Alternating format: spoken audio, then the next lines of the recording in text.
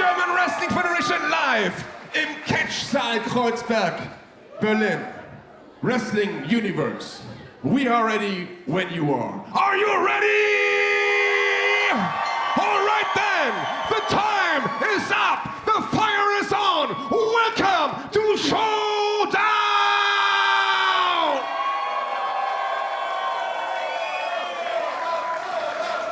Das erste Match ist angesetzt auf einen Fall und es geht um den Titel der Schande. Den German Wrestling Federation Loserweight Championship. Auf dem Weg zum Ring.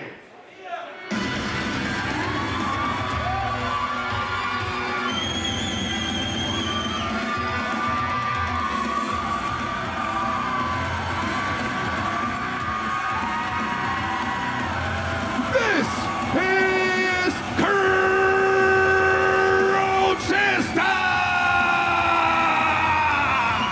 German Wrestling Federation on the air on a night when 5 championships will be decided, including this one, the Loserweight title. Crowchester on his way to the ring. The last of those 5 titles to be decided, by the way, the GWF World Championship.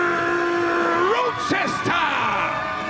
That match will feature former tag team partners Toni Harting and Michael Schenkenberg in a showdown.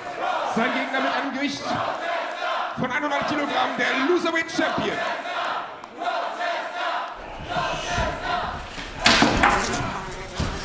Ja, kommen die Wiener hier? Hey! Kommen diese Wiener? Bruder, was stimmt mit dir in letzter Zeit nicht mal? Was ist los? Siehst du es nicht? Guck mal, die Biene, woher kommt da? Ich muss es verpassen mit Was für eine Biene ist gar keine Biene? Was für ein Fluch, Mann! Siehst du das? Oh, das war nur von dem Blut. Mann, Blut, bin ich allergisch. Biene, muss ich aufpassen. Bruder, ich gehe jetzt. Nein, geh mal noch, nein, geh mal noch mal ruhig die Leute diesen Stress. Lass mich nicht allein hier, Mann. Oh, mit oh, noch ein Bier. Los, gib mich das. Hey, hey, hey.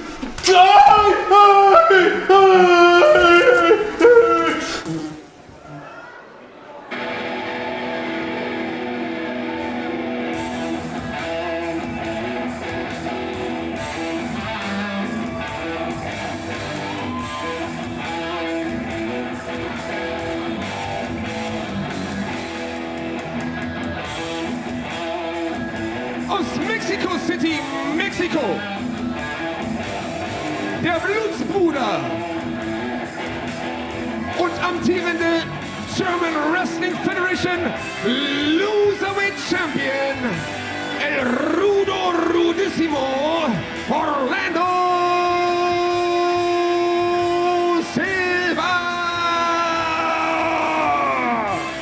You're looking at the brand new GWF Loserweight Champion, and in completing his, well, victory, I was going to call it, winning that belt, Orlando Silva completed the set of championships here in the German Wrestling Federation, although I'm not sure that is an accolade that he particularly wanted.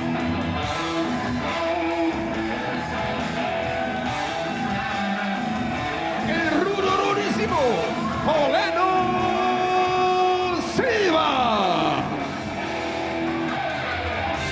Orlando Silva in an odd state of mind.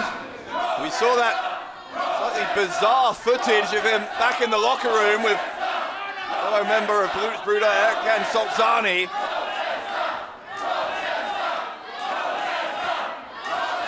Crowd behind Crowchester here. With this Loserweight title about to get underway, the Loserweight Championship. The only title in all of professional wrestling where whoever loses the match leaves with the championship and is officially rated as the worst wrestler in GWF. And that title in itself is a humiliation to someone with the resume of Orlando Silva. As I said, former world champion, former Berlin champion, former tag team champion. But now, a chapter of his career beginning that I'm sure he would rather forget. As the Loserweight champion. Here we go, Dave Bradshaw at ringside to bring you all of the action tonight at Showdown. from Kreuzberg in the German capital.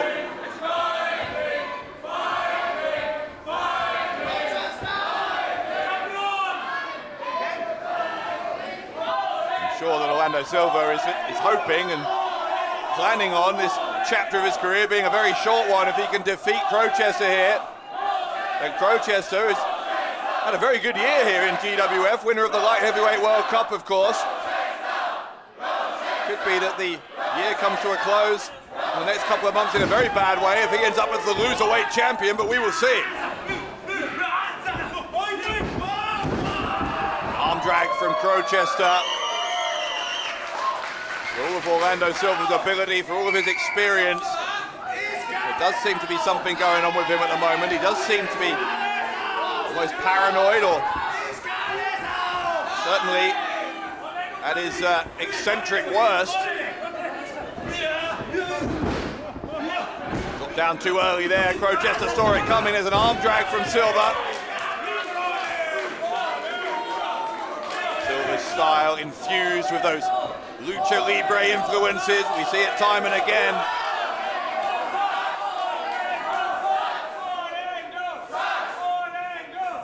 Crowchester, for his part, a high flyer, very exciting athlete who's seen him gain the respect and the admiration of GWF fans over the past couple of years. Another arm drag from that wheelbarrow position by Crowchester.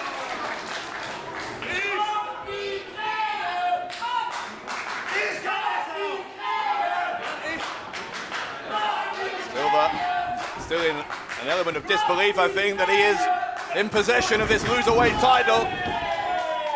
This time it's Silva who hits the arm drag.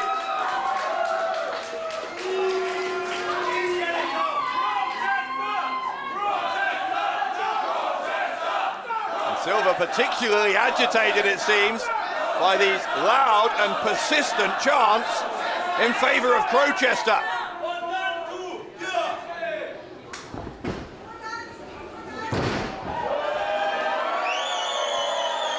Showboating from the challenger. Would you even call him a challenger when it's the Loserweight title? It's an entirely unique situation. I'm not sure Crowchester thinks he's challenging to win the title. He's challenging to avoid it. Oh, Silva, his feet slipping. Another bit of evidence, if it were needed, that he is out of sorts at the moment, is Silva. Now though, he's got Crowchester up on the shoulders, almost a torture rack position. Arm drag from Crowchester sends Silva to the outside.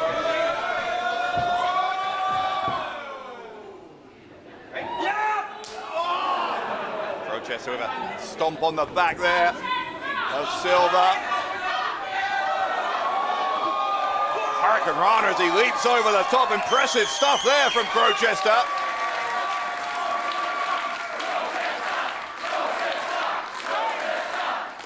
You have to think as well that with Orlando Silva as the Loserweight champion, that is a source of embarrassment, not just for him, but for all of his brothers in Blutsbrüder.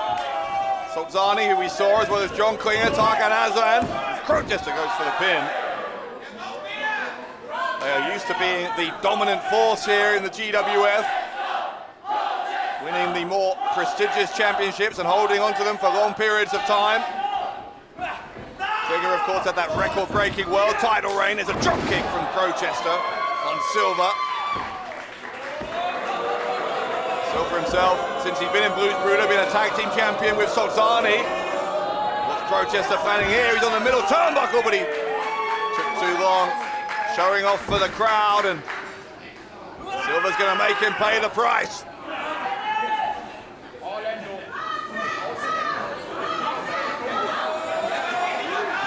Got him, and an inverted vertical suplex off of the turnbuckle from Orlando Silva. Is that enough to shed himself of the Loserweight title? No, it isn't, because that right shoulder of Crowchester comes up off the canvas.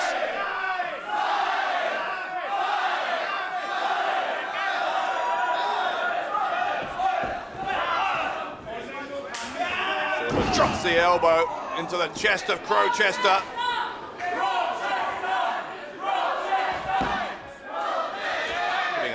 casually on his chest for the pin attempt.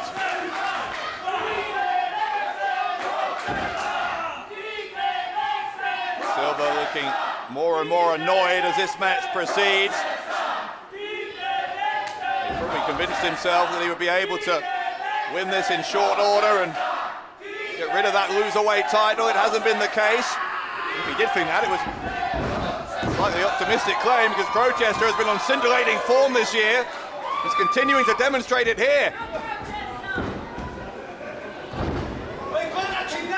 Crowchester off the top, goes through, keeping Orlando Silva guessing here. Slides underneath, then Zaguri from Crowchester. Acai moonsault. Crowchester will hit the leg, and Crowchester gets 2.5. Half a second away from condemning Orlando Silva to another month as the loserweight champion.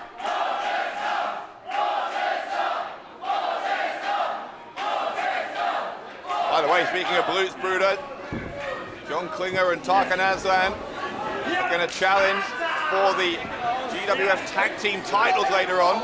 It's another of our 5 championship matches here tonight. Berlin title on the line as well, as you see the back elbow off the middle turnbuckle from Silva. Mike Vecchio going to defend the Berlin title against Péter Tihanyi. Mila Smidt, the women's champion, against Jessy J. All coming up. No water in the pool there for Orlando Silva. Corkscrew, senton dive from Crowchester. That might do it, and it does. Und hier ist der Sieger.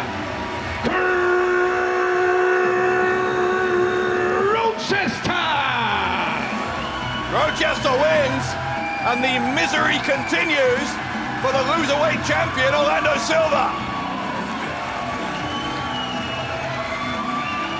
A popular result in our opener tonight in Berlin. Der Sieger in diesem Kampf, Crowchester,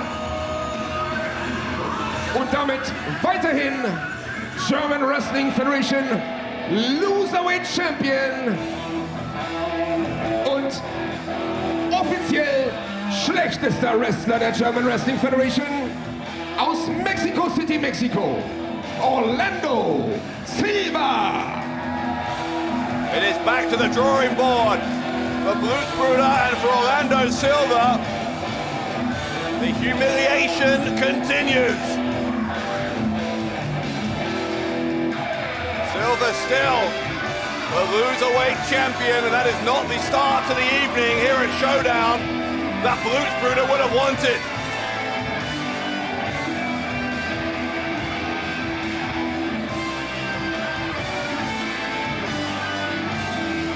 Silva still agitated. He seems to be in a constant state of agitation at the moment, but he's going to have to get his head in the right place. Right now, things are not going as Orlando Silva would hope. He remains the GWF Loserweight Champion.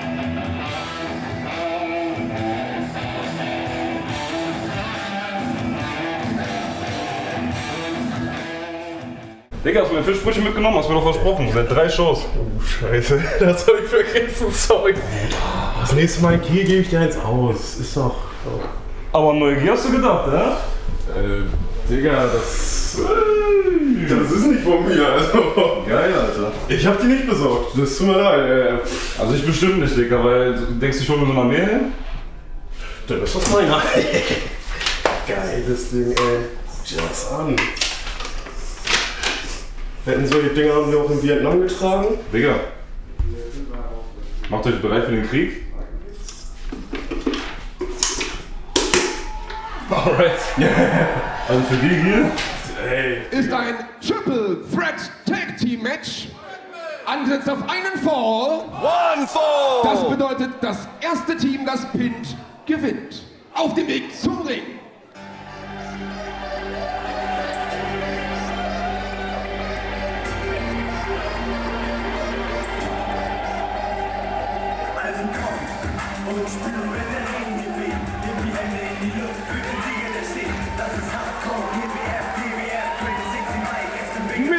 Gesamtgewicht von 205 Kilogramm.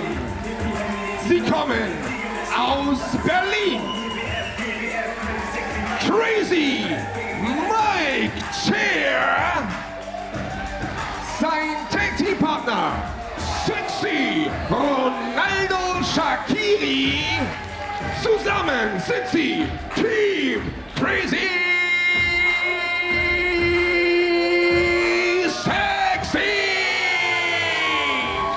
Former GWF Tag Team Champions getting ready for three-way tag team action. Ihre Gegner.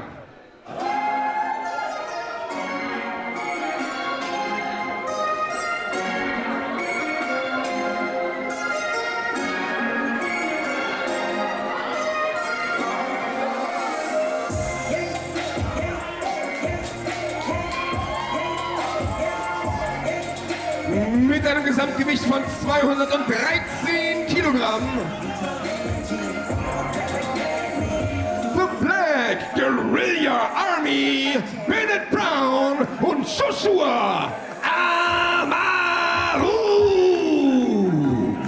Well, that tag team name's news to me. Until earlier today, they were known as the Originals.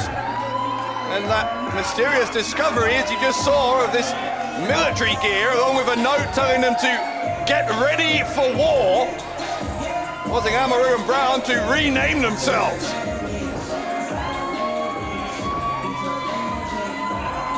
The Black Guerrilla Army.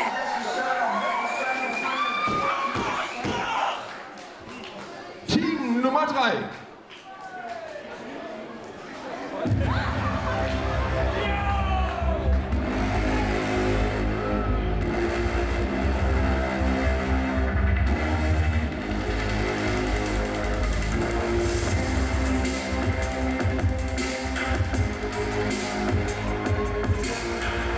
Mit einem Gewicht von 160 Kilogramm. Aus Persien. Das persische Wunderkind. Arash. Sein Tag-Team-Partner. Pahlevan, Nima. Die Kendo Boys. Arash and Nima, the Kendo Boys. You can see what the crowd think of them.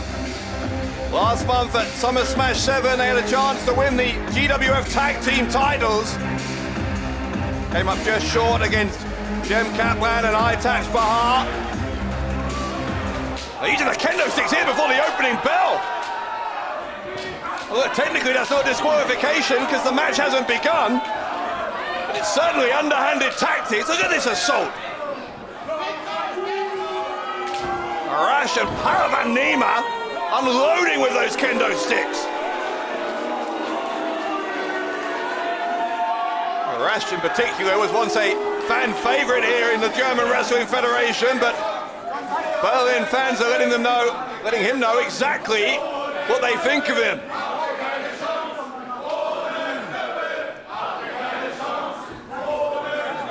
Referee, quite rightly, getting those kendo sticks out of the way.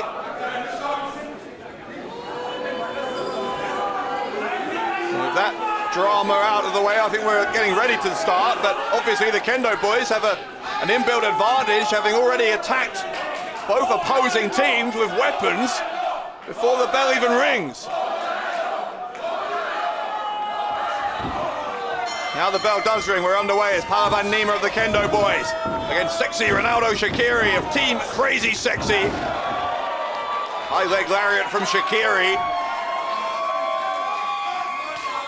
He and Crazy Mike Chair, very eager to get back into the conversation with regards to the Tag Team Championships. It's the second month in a row, by the way, that Team Crazy Sexy have been in a three-way tag team match. Last month at Summer Smash 7, look at this, from an elbow after elbow, the do-si-do. Last month they were in a three-way match that also contained, well, the Black Guerrilla Army, as they now are,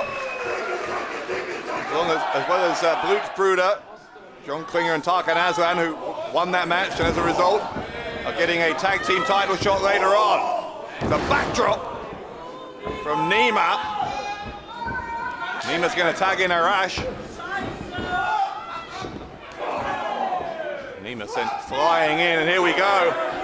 Tasting their own medicine for Team Crazy Sexy as far as the Kendo boys are concerned.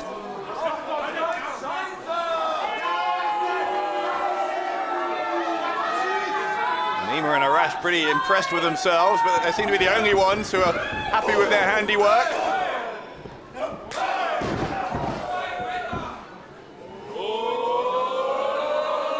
Chair with a chop that sends Nima down, and they send him inside out. A full backwards roll there off the force of that chop.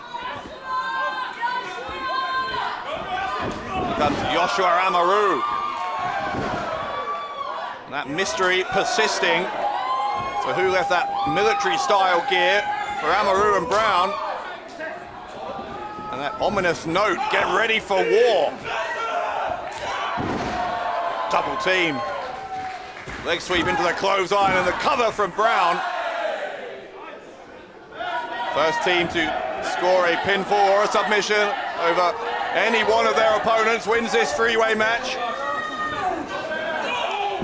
It's a low blow from Arash, drew the referee in so he didn't see it. Again, it's underhanded tactics, but if the referee doesn't see it, it's within the rules, I guess. Nima, another clothesline off the leg sweep. Kendo boys, looking like the aggressors here as the hook of the leg on Bennet Brown, who kicks out on two.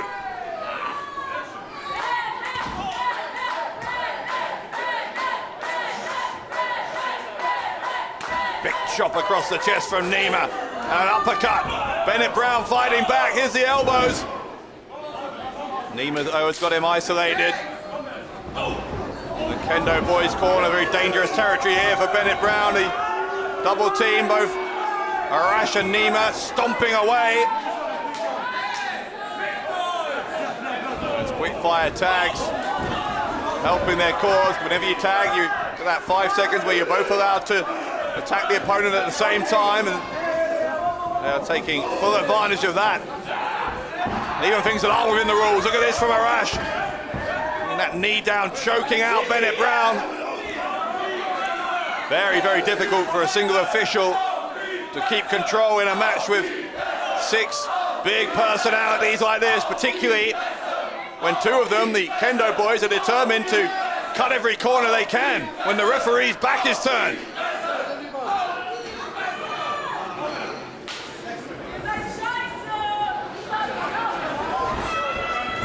Kendo boys trying to send Bennet Brown from one side of the ring to the other, but Brown is fighting back. Here comes Bennet Brown with the elbows to the faces of the Kendo boys. Eventually the numbers game proves just too difficult for Brown to surmount, and now he will get sent to the other side. But into the corner of Team Crazy Sexy, which allowed Ronaldo Shaqiri to tag himself in. I'm not sure that was part of the plan for the Kendo boys. Shaqiri in control here. Nima got on his back trying to subdue him, but couldn't do it. The Samoan drop from Ronaldo Shaqiri.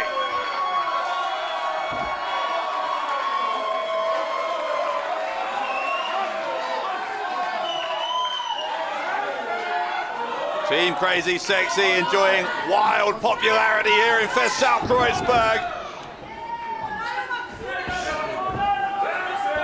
Shaqiri decides he's going to focus his attention on Bennet Brown as an Uranagi slam. Hooks the outside leg, gets a 2 count. That right shoulder, that right arm comes up off the canvas just in time for one half of the team now calling themselves the Black Guerrilla Army.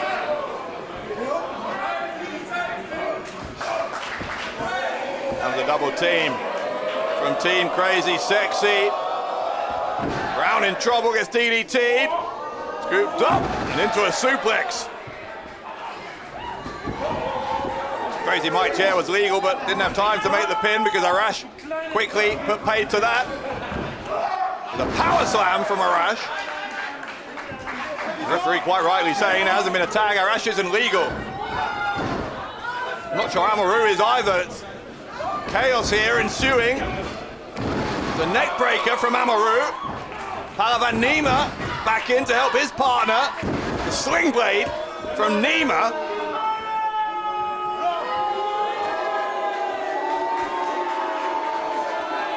Nima, not a popular man here in the German capital. Here's Bennett Brown. Brown's got him up. It's a Death Valley driver. It's a spear from Shaqiri. Almost took Bennett Brown out of his boots. Does the same to Arash. Pahlevan Nima eats one as well. What a spear that was from Ronaldo Shaqiri.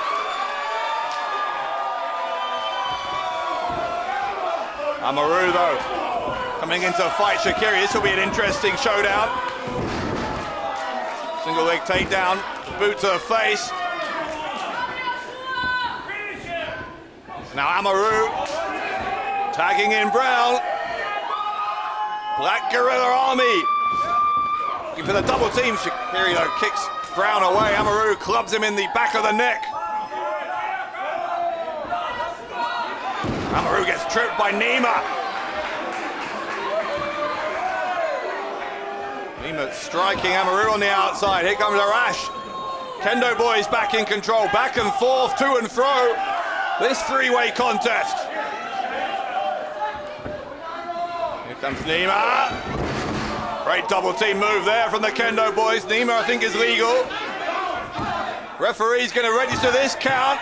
Will he get to 3? No, he won't.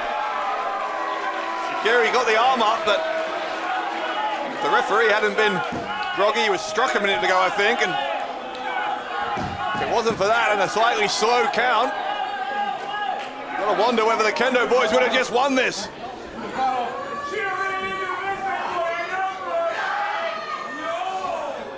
Up on the shoulders there was Shaqiri. An uppercut.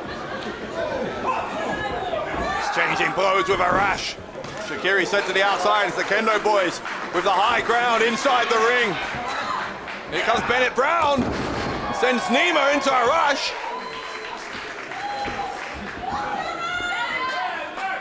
Bennett Brown, spine buster on Nima. With some authority as well.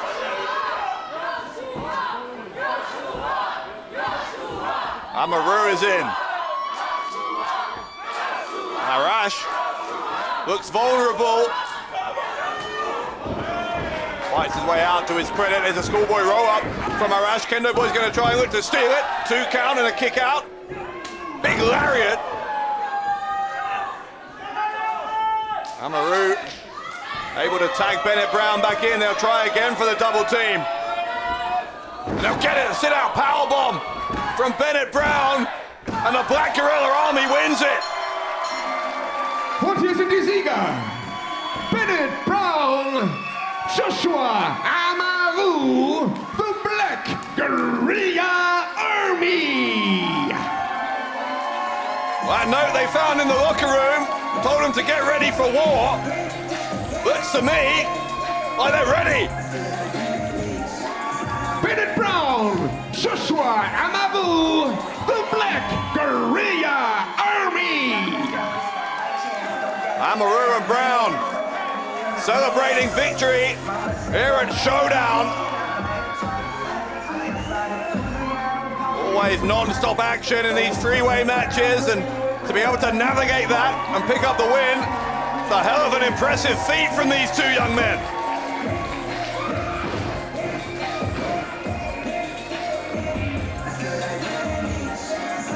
Brown and Amaru will celebrate long into the night. Here in Berlin, you can see they're gesturing. They want those tag team titles around their waists, and with victory here tonight, they might be one step closer to getting an opportunity. Black Guerrilla Army, your winners. Das nächste Match ist angesetzt auf einen Fall auf dem Weg zum Ring.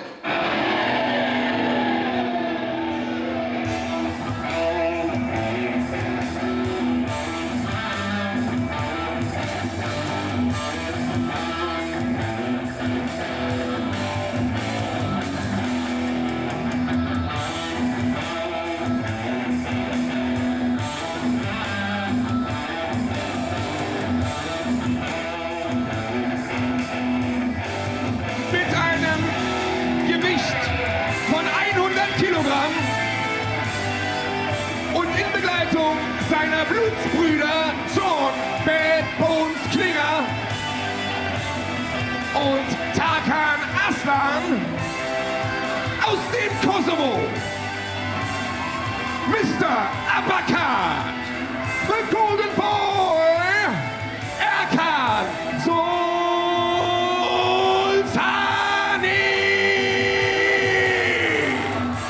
The Golden Boy indeed, 2 meters tall, Erkan Sulcani. And a vital part of Blutsbrüder. You saw Orlando Silva, who's had a rough night already, and John Barebones Klinger, who's hoping to have a very good night. In just a few minutes' time, briefly accompanying Sulcani to the ring. He's on his own for this singles contest.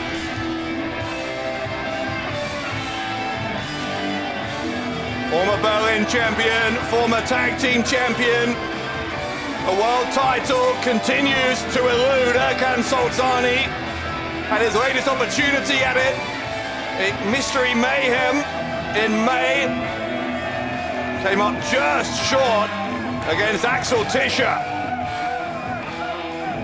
Maybe Sulcani's time to reach the top of that mountain is getting ever closer.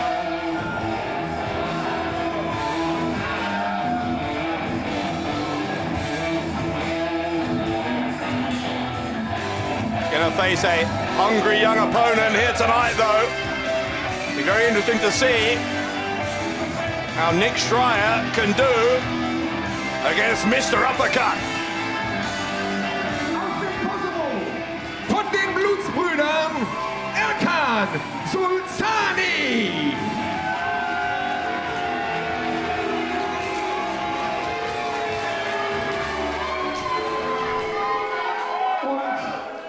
Zum allerersten Mal heute Abend bei der German Wrestling Federation sein Gegner.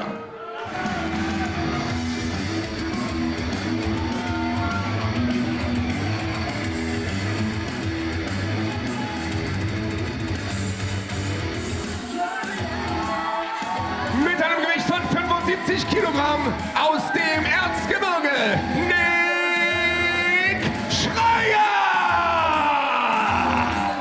This is only the second time we've seen Nick Schreier in a GWF ring. He was part of an 8-man battle royal at Global Warning in February. Wasn't able to win on that night, but is still very early on in his career. Aus dem Erzgebirge, Nick Schreier! And it's the first singles match that Nick Schreier will have had here inside Festsaal Kreuzberg. And he has got a very difficult task. He is going to have to hit the ground running and then some. If he is going to face one of the absolute best that the German Wrestling Federation has to offer. Always very interesting to hear the crowd dynamic when it comes to Sulcani and Blutsbrüder in general.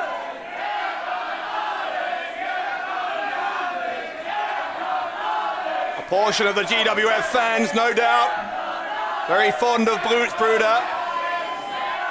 Another half of them are appalled at the conduct of Sulcani and his running mates.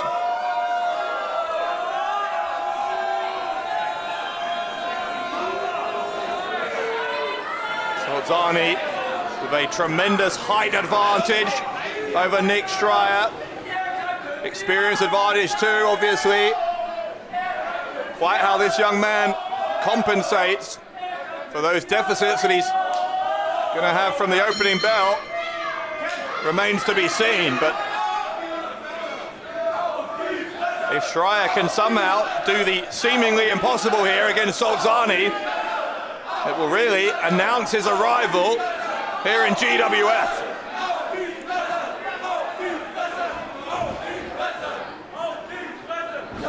Very respectful young man is Nick Schreier. I spoke to him before the show. Very happy to be here. Knows the scale of the opportunity being presented to him, but also the scale of the challenge.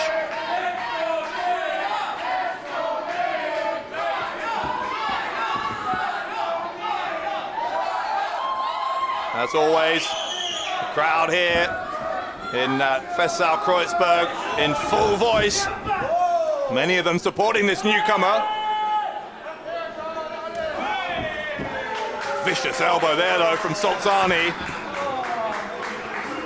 And mocking Schreier afterwards. That in some ways is one of the more difficult things I think you have to face if you're up against Blutsbrüder, the mind games, the verbal abuse.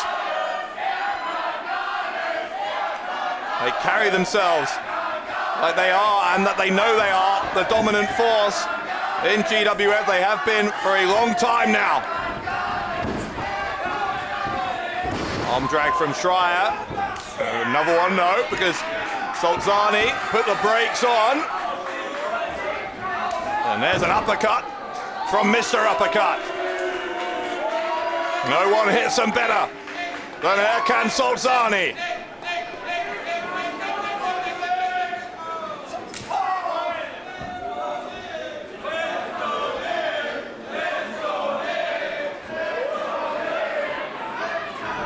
Sulcani sends Schreier to the ropes. Schreier with an arm drag from the wheelbarrow, hooks the leg. Kick out on 2. Sulcani losing his temper slightly. Seeing Schreier get in some offense. Schreier off the top, another arm drag. And then a standing drop kick. And another one. Sulcani is rocking here. Schreier ducking those clotheslines, another drop kick, and finally Sulcani goes down. Erkan Sulcani taken by surprise. Schreier's going to try and launch himself, and Sulcani drew him in. And that is where the inexperience came back to cost Nick Schreier.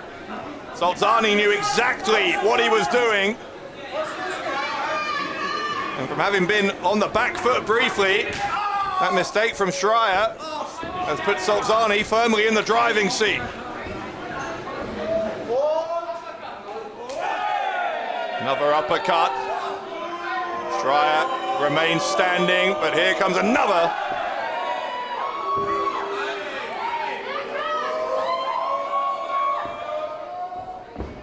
Right out to the ropes and a leaping uppercut this time.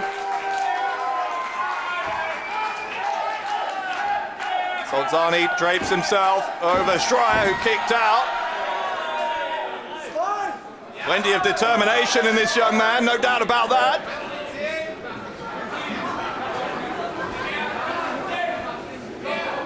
I do wonder, by the way, what Sulcani makes of the fact that 2 members of Blutsbrüder are going to challenge for the GWF tag team titles later on tonight, and that he's not one of those 2. It's John Klinger and Tarkan Aslan getting a chance to regain the titles that they recently held. Before they held them, of course, Sulcani and Silva were the champions a little while ago. Look at this now from Schreier. Schreier's fighting back. Great heart from Nick Schreier. Right hand got blocked. Schreier blocks another one, and another one. Gonna try and lift him, and that was too ambitious. Or was it? Maybe not. Schreier's got him up and slams him down. The body slam from Schreier, but Sulcani kicks him away and clotheslines him down. Goodness me, some impact on that clothesline.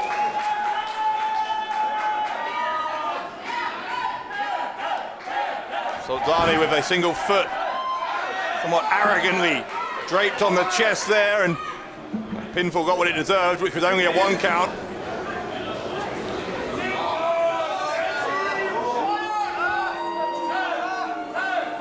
Sulcani now stretching those arms backwards, burying his knee deep between the shoulder blades of young Nick Schreier.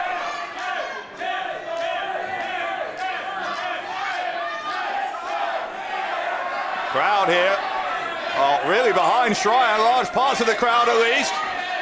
Really trying to transfer some of their energy to him. It seems to be working because he's back on his feet. An uppercut again from Sulcani. This one to the back of Schreier.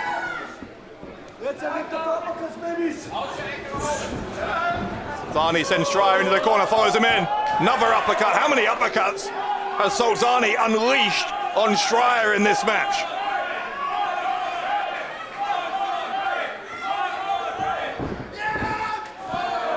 Elbow. And another uppercut from Sulcani. They keep on coming.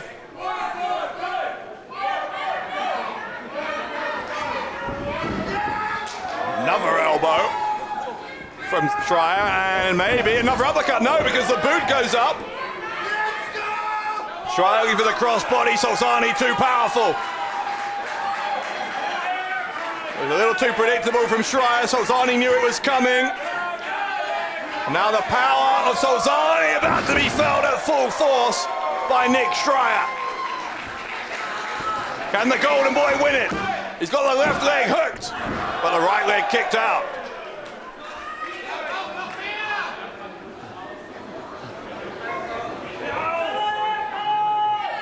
Sulcani still yet to get the job done, yet to put away Nick Schreier. He's having an impressive singles debut.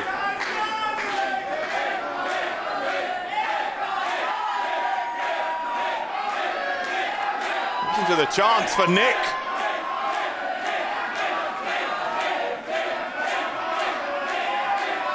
Sulcani looking around, realizing it's a pretty hostile crowd. There's a drop kick from Schreier.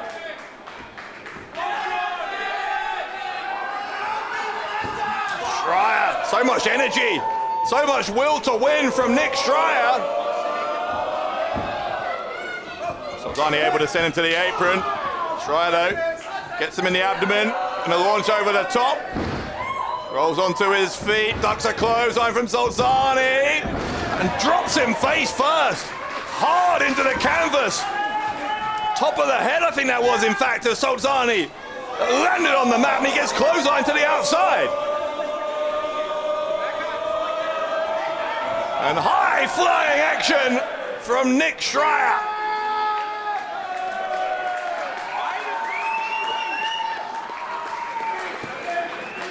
Sulcani though gets him back in the ring.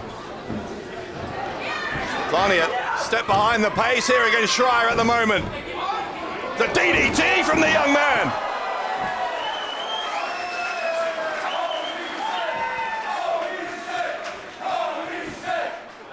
Crowd can't quite believe what they're seeing here from Nick Schreier.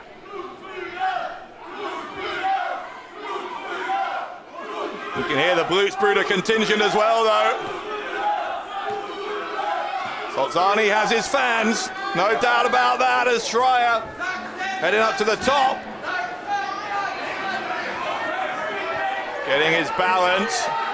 Sulcani on jelly legs, doesn't know where Schreier is, he's about to find out. There's a crossbody from Schreier. Nick Schreier looking for the upset. The leg hooked and a kick out on 2.5 from Erkan Sulcani.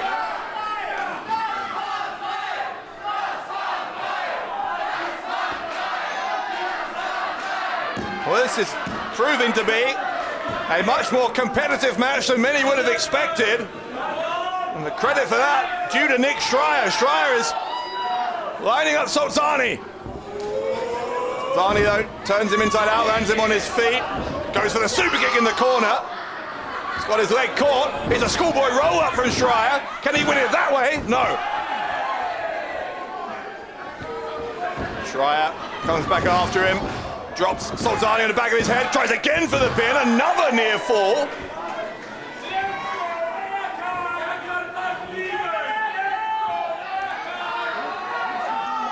Now what? If you're Nick Schreier, what do? You've got Sulcani in a difficult spot. How do you translate that into a victory? There's a chop to the throat from Sulcani. That'll buy him a couple of seconds, but the boot comes up from Schreier. Went for the super kick, Schreier caught it. Enziguri from Schreier. Another one. Sulcani won't go down though. Sulcani won't go down, tries again for the super kick, and this time gets him. Almost knocks Schreier's head off its shoulders. Does Erkan Sulcani, and it's enough for the win.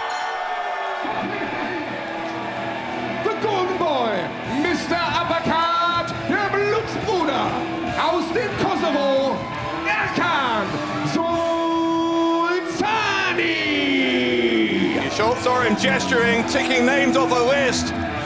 He has been ploughing through the high flyers here in the German Wrestling Federation, and he just beat another one, but it was far from an easy day at the office for the Golden Boy.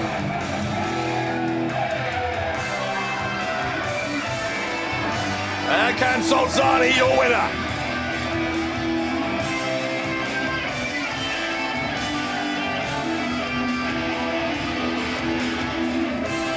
Sulcani making the Blutsbrüder sign.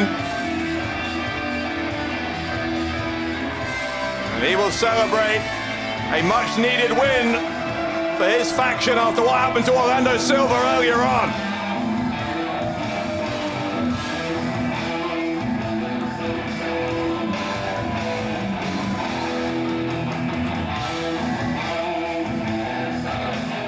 Erkan Sulcani, victorious eventually over Nick Schreier here tonight at Showdown. Sulcani will walk out with the win. He had to work extremely hard to secure that victory.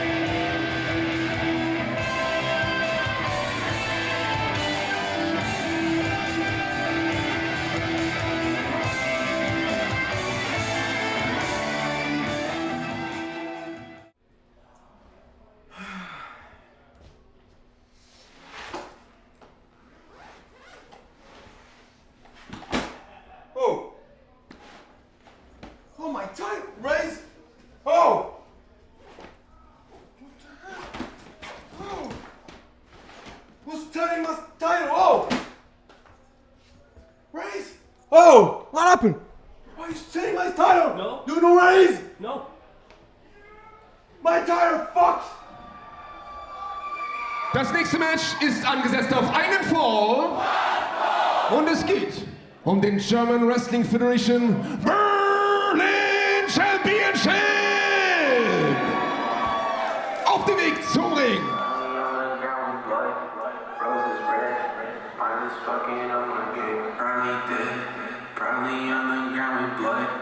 Roses red, mine is fucking on my game. Der Herausforderer mit einem Gewicht von 85 Kilogramm aus Budapest in Ungarn, Péter Tihanyi.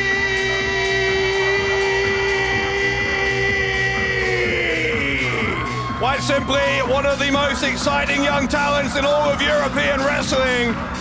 Péter Tihanyi from Budapest, about to get his shot at the Berlin Championship.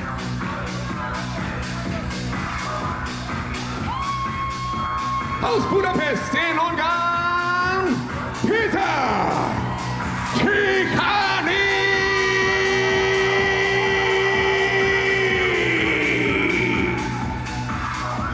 Péter Tihanyi has been gaining fans and followers wherever he goes. Can he now gain a championship? Und sein Gegner, der German Wrestling Federation Berlin Champion.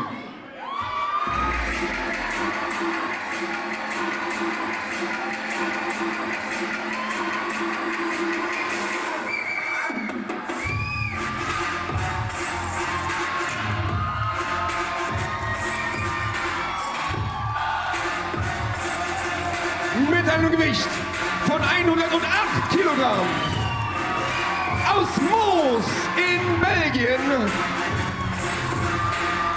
der amtierende German Wrestling Federation Berlin Champion, the Belgian War Machine, la Machine der Belge, Mike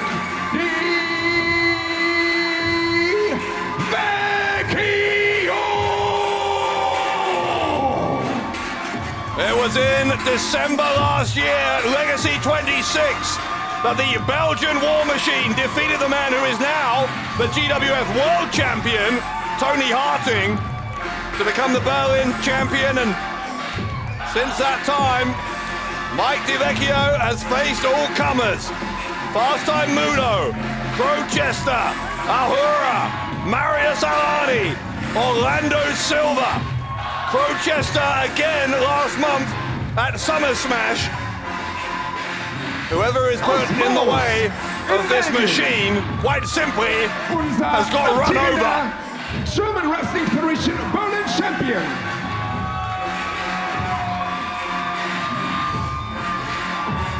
Welcome, the Belgian War Machine, la machine de guerre belge, Mike Vecchio. Can Péter Tihanyi be the one to put a stop to this seemingly unstoppable freight train?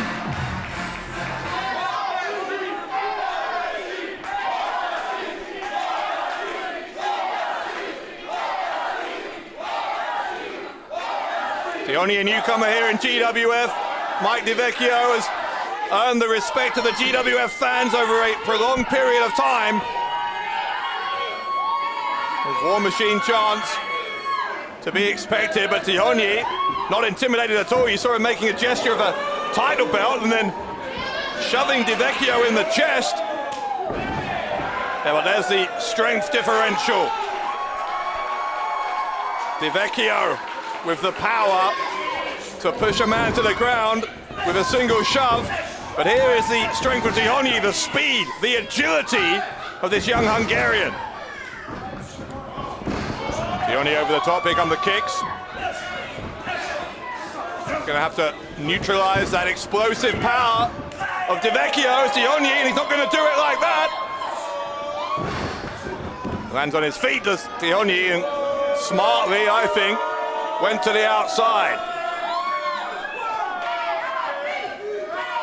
Vecchio is the kind of competitor against whom things can end very, very quickly. Doesn't take many of those power moves from the Berlin champion to send you back for an early shower. And Tihanyi, in the early going at least, just wanting to make sure he stays in the match while he figures out a way to take the fight to Vecchio.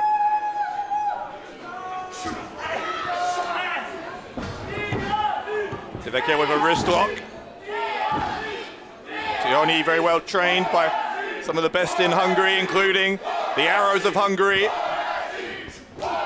Shoulder block here.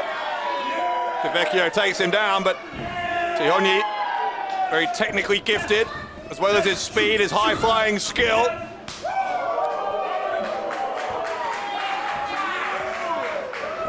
And he has gained in confidence, particularly over this year. Still just in his early 20s is Tihanyi.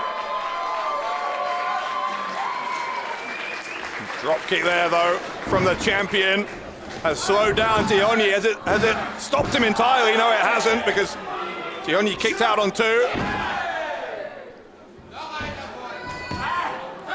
But the German, or rather, excuse me, the Belgian War Machine, who is the Berlin champion, showing Péter Tihanyi it's going to be very, very difficult to dislodge him as the champion. There's a suplex and a cover, a 2 count by Vecchio.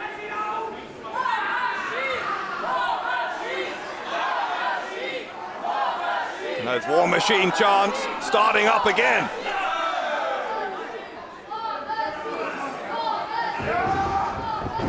Vecchio sending Tihanyi hard into the corner. Tremendous impact on those turnbuckles. He'll try for a cover off of that and gets the 2.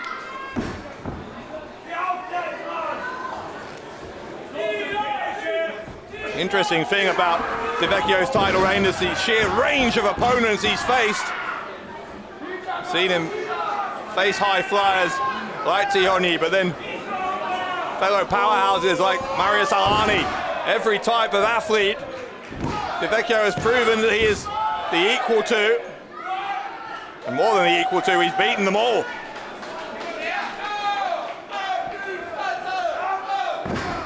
And it does look like a very real prospect now. He's just, what, 3 or 4 months away from going a full year as the Berlin champion.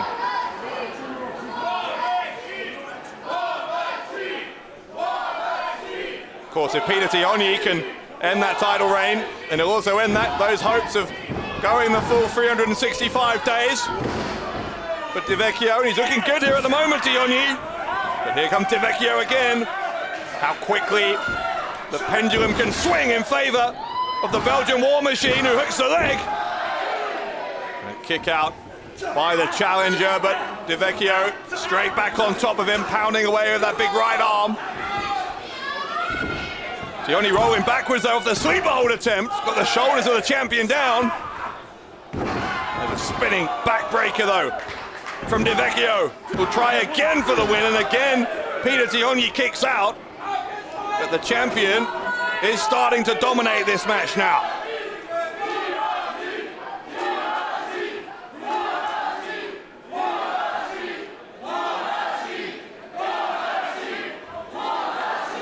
The War Machine chants echoing, reverberating around Kreuzberg. This is the impact we'll do from that knee to the midsection.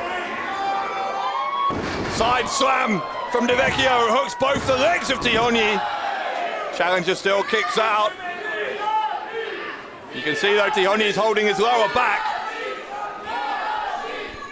Undoubtedly some damage done by the repeated impact of this power offense from our Berlin champion. Here comes Vecchio again into the corner. Tihanyi struggling to get to his feet. There's more to come from Vecchio, but Tihanyi moved out of the way. Now Tihanyi immediately puts it up a couple of gears, picks up the pace, drops the knees.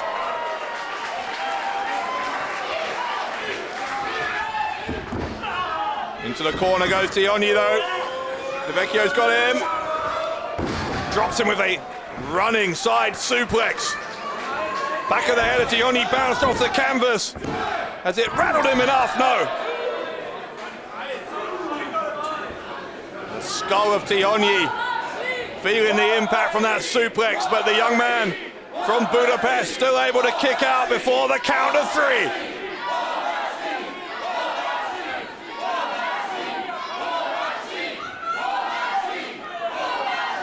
Still the War Machine chants in favor of the champion. And this the second of 5 championship matches here tonight at Showdown. Tag team title is going to be defended immediately after this one. Aytac, Bahar and Kaplan against Klinger and Aslan. They might not have long to wait because here comes Vecchio, but the body press didn't find its target.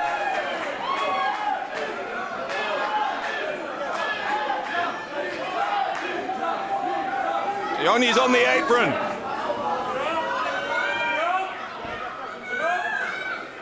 Péter Tihanyi lining up the champion.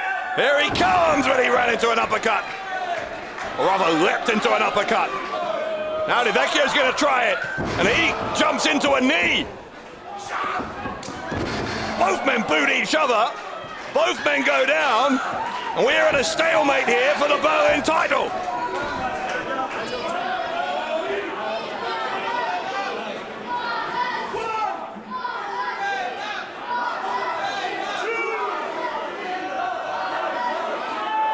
Referee has a count on. If neither man can answer the count of 10, this one will be declared a draw, but obviously Vecchio retains on a draw.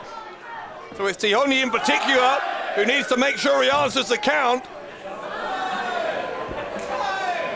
But Vecchio is ready to go. Tihanyi is as well. Referee does stop the count. He sees both men are in fighting shape. Tihanyi with the elbows invites Vecchio to hit him back. Vecchio did not need asking twice. Here comes Tihanyi with more and more. Big slap across the face from Vecchio. More from Tihanyi. Tihanyi with a barrage of strikes on the Belgian war machine. On the apron now is Tihanyi. Forearm to the face. And catches him with a cutter over the top rope.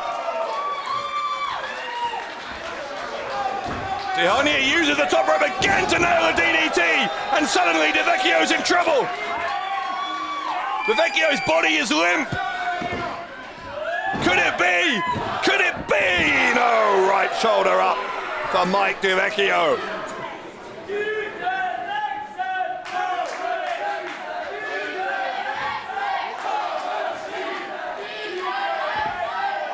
Again, the crowd making their feelings known. Péter Tihanyi winning over some new fans, just as he does wherever he goes.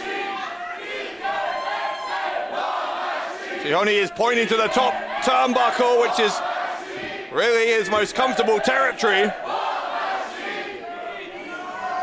Vecchio is just flat out. Having kicked out, he's still out cold pretty much, it seems, after that DDT. Péter Tihanyi could be moments away from something special here. No, he went for the 450. Vecchio moved out of the way and hits a big clothesline. Drops the back of the head of Tihanyi across the knee. Big clubbing blow into the back of the head. Vecchio from nowhere to win it. No. The champion, a split second away from clutching victory out of the jaws of defeat. And momentum swings again. This time back in the direction of Vecchio.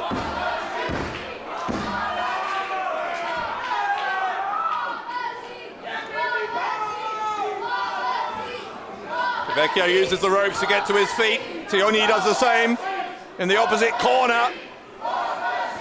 Vecchio's coming in and hits the shoulder thrust. Right to the stomach of Tihanyi. Well, Tihanyi escaped out the back door there. Vecchio pays the price, takes a knee. Here comes the sliced bread from Tihanyi. And look where he's going again. Péter Tihanyi. It took too long. Vecchio was able to cut him off before Tihanyi had another chance to go for the 450 splash. Vecchio off the top. The suplex lands on top, flipped backwards, went for the pin, and somehow Tihanyi kicked out again. The gut wrench now. Into the powerbomb. Can he? No. Sunset flip from Tihanyi. He'll try once more for the cover, and again he's very, very close. What a showing this is from Tihanyi. What a Berlin title match this is.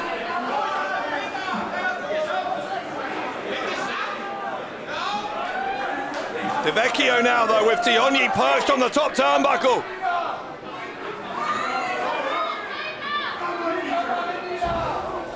Tihanyi going underneath. It's a powerbomb of his own. A powerbomb from Tihanyi. Could he win it with a powerbomb? No, no, no.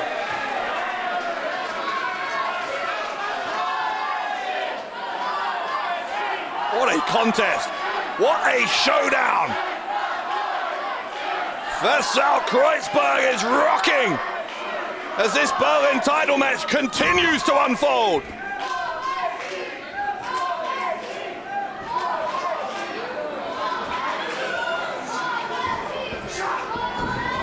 Duck of the clothesline, and Tihanyi over the top, lands on the champion hard on the outside. He's rolled him back in, Tihanyi's on the apron, off the top. He got caught in midair. How did Vecchio catch Tihanyi from that position? The powerbomb from Vecchio. Is that it? It is. Vecchio still the champion. Whoa. Hier ist der Sieger. Und weiterhin German Wrestling Federation Berlin Champion. Der Mann aus Mons in Belgien. The Belgian War Machine, la machine de guerre belge,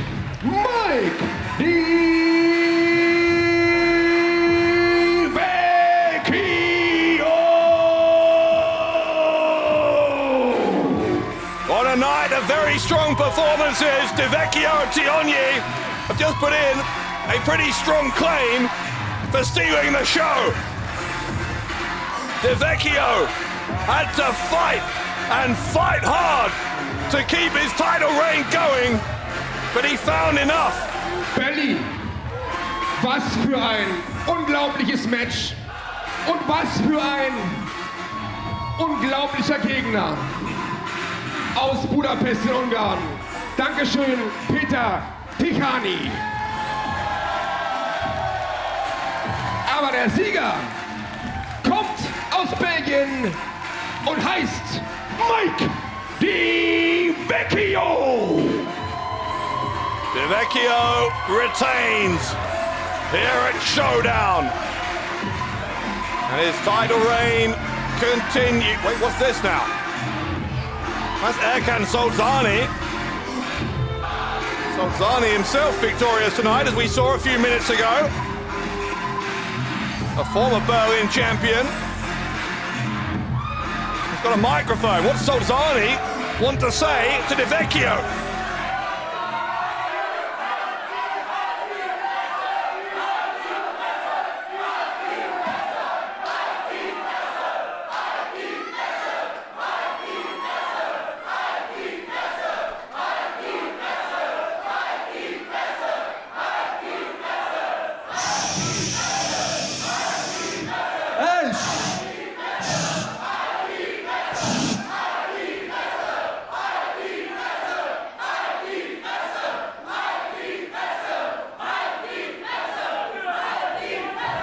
Hier da hinten, jetzt kommen wir mal ein bisschen runter da hinten, ey. Mike Vecchio.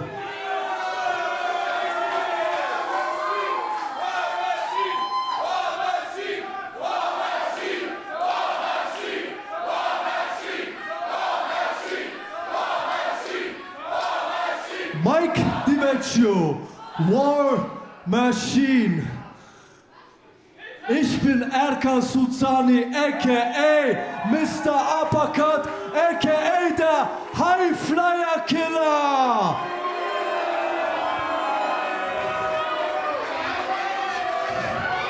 Und Mike, du bist doch so ein möchtegern High Flyer.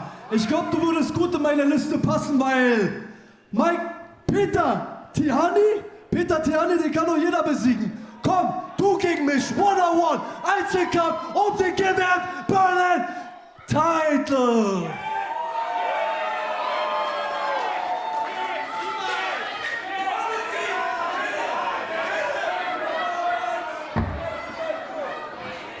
This is wherever you want and whenever you want.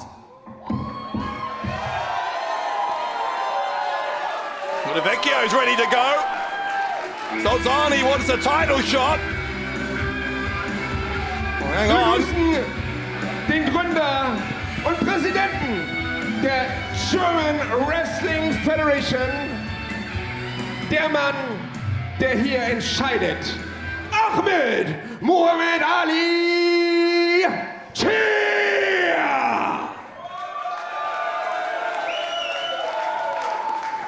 Erkan, mein Freund, sowas liebe ich ja, wenn einer reinkommt und einfach ein Match fordert. Du weißt, du kommst backstage zu mir und du darfst gerne fragen, aber weißt du was?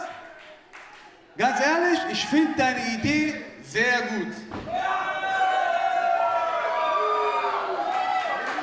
Wenn es so einfach ist, Péter Tihanyi zu besiegen, dann setze ich hiermit fest, Cash Money Erkan gegen Péter Tihanyi bei der nächsten Show.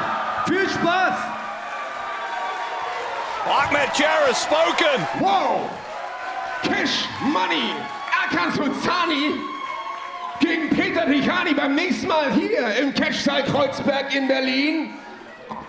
Aber jetzt erstmal Pause und nochmal Glückwunsch an den Mann aus Belgien, unseren Berlin Champion Mike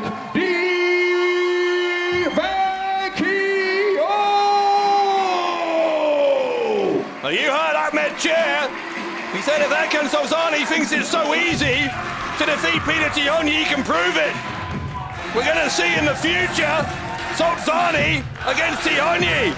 In the meantime, Vecchio, still your Berlin champion. Das nächste Match ist angesetzt auf einen Fall. Es ist ein Tag Team Match.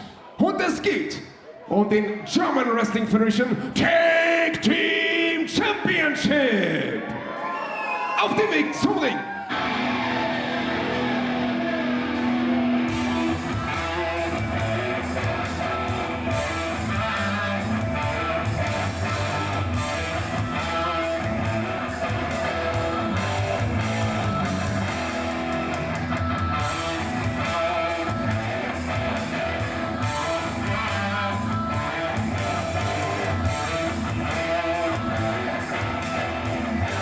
Die Herausforderer mit einem Gesamtgewicht von 180 Kilogramm in Begleitung von Erkan Sulcani aus Deutschland. Die Blutsbrüder Tarkan, Aslan und schon Bad Bones Klinger.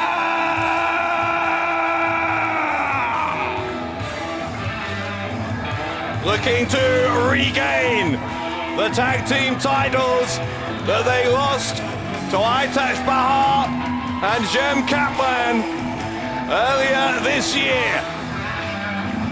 Rising Heat in June was the event, a lumberjack match for Bahar and Kaplan. Saw them take the titles from Klinger and Tarkan Aslan.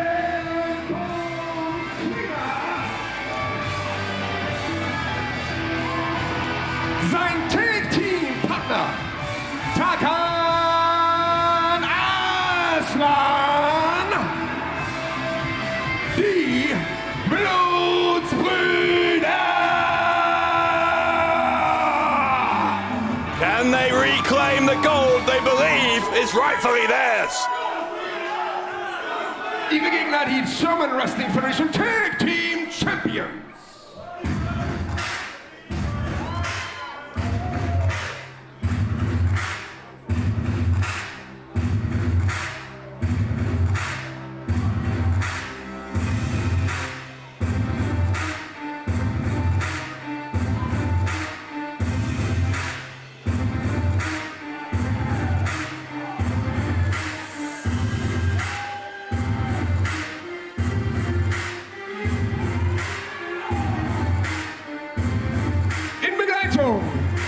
Des Original Flying Dragon, dem King of Hardcore, Ali Aslan, die German Wrestling Federation Tag Team Champions, mit einem Gesamtgewicht von 185 Kilogramm, aus Istanbul in der Türkei, the Sultan of Wrestling,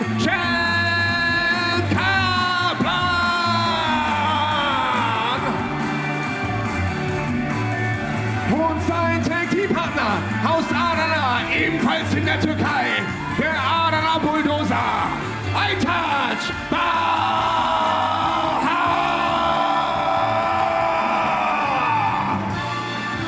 Still bizarre to me that Kaplan brought Ali Aslan back into the fold as a manager for the tag team champions. Aytac Bahar obviously not happy about it, but Bahar still having some words with Aslan. Still hasn't got over that decision by Kaplan, which, as I understand it, is a decision made without consulting Bahar. These three men with plenty of previous history, they were part of Group Anashi, where Ali Aslan was their mentor, but Aslan, I think, mistreated both of them, so quite why Kaplan decided to bring Aslan back into the fold, I don't really know. Maybe it's because he gets results, but Kaplan and Bahar were getting results anyway. They're already the tag team champions.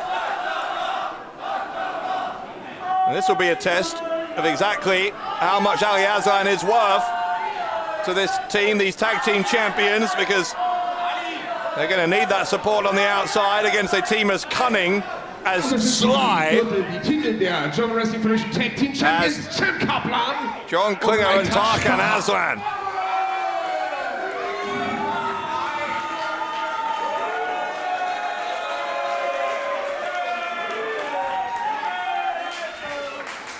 Already stealing the belts are Tarkan Aslan and John Klinger. Klinger is known as the most dangerous man in European wrestling. A reputation that has been well earned. He is a record-breaking GWF World Champion, the longest reign of all time at, what, some 2.5 years it was in the end.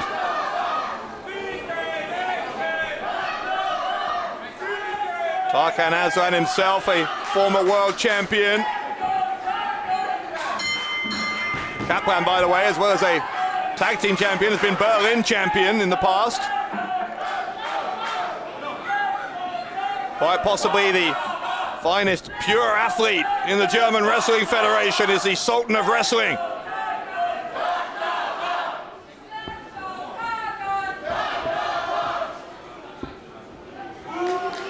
Tarkan Aslan making Kaplan wait. Both Tarkan Aslan and Klinger have been wrestling for a very long time, both veterans of the European scene. Both known for sometimes bending the rules, to put it politely. It's Klinger now who's tagged in. Klinger historically been really the leader of Blutsbrüder. Tarkan Aslan, the latest addition to the team. For a long time it was Klinger, Sulcani and Orlando Silva. Wasn't clear for several months exactly what the relationship between Tarkan Aslan and Blutsbrüder was, but he's now been accepted as a fully fledged member of the faction.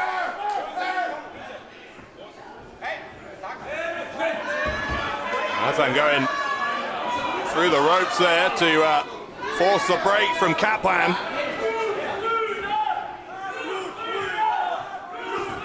They lock up again. Again, Tim Kaplan so powerful, he's able to back Tarkan Aslan into the corner, again into the ropes. And this team of Kaplan and Bahar initially reunited after their days in Group Anarchy. By random chance, really, they both got Mystery Mayhem envelopes. They were both thrust together at that event back in May to challenge Aslan and Klinger for the tag team titles. That first time around ended in a double count, or disqualification rather. Shoulder block. And it was the following month for Rising Heat, as I said, that Kaplan and Bahar finally defeated Aslan and Klinger to become the champions. So, poke to the eye there from Aslan right in front of the referee. Aslan stamping on the foot of Kaplan. Shoulder blocks him down.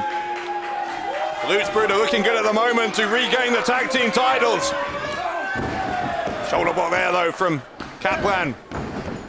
We know he likes to string maybe a trio of those shoulder blocks together, but Tarkan Aslan knew that as well. The Lion King retreating to the outside.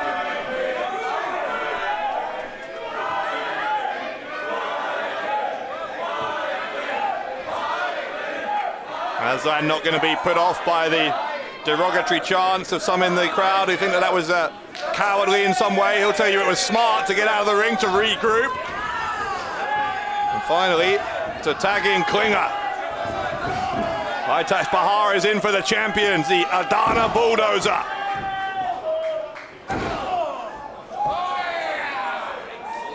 Klinger going to the ropes. Bahar ducked the clothesline and now unloading with the right hands. Reversal of the Irish whip though from John Bad Bones Klinger, and the back elbow from Bahar.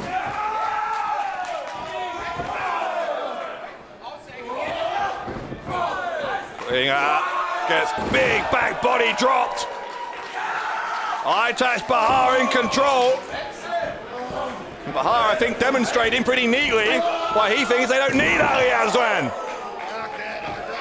Aslan has been a non-factor in this match so far on the outside, and Bahar and Kaplan doing just fine without him. Double hip toss on Tarkan Aslan, who lands on his own partner. Blutsbrüder with their plan to regain the championships. Coming off the rails a little bit here at the moment at Showdown.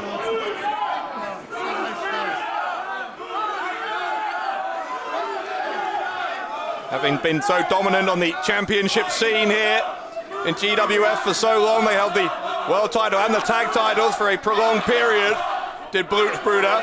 At the moment, the only gold in their group is that Loserweight title held by Orlando Silva, and that is a point of some embarrassment, I'm sure, for a faction that likes to dominate, likes to be in charge of everything.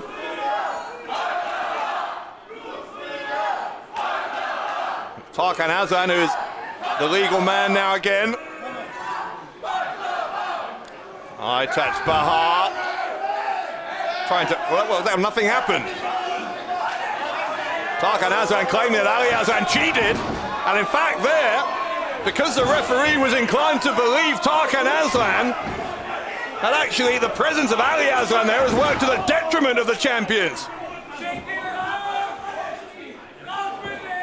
Kaplan and Ali Aslan arguing the point with the official, and in the meantime, Aytac Bahar has been sent to the wolves.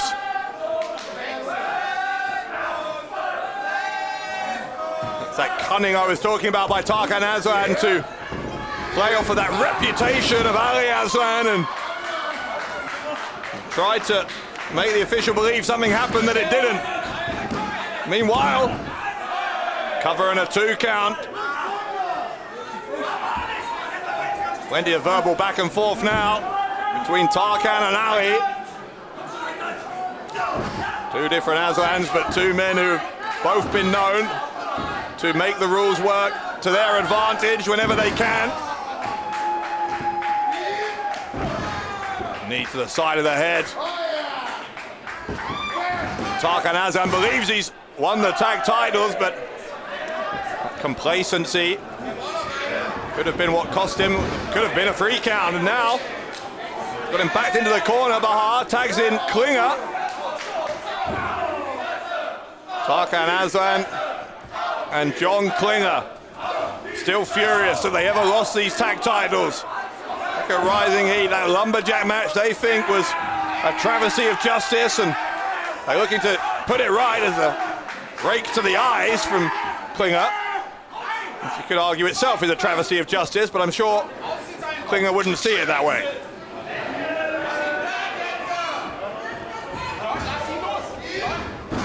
Aslan looking to strike. Kaplan does so.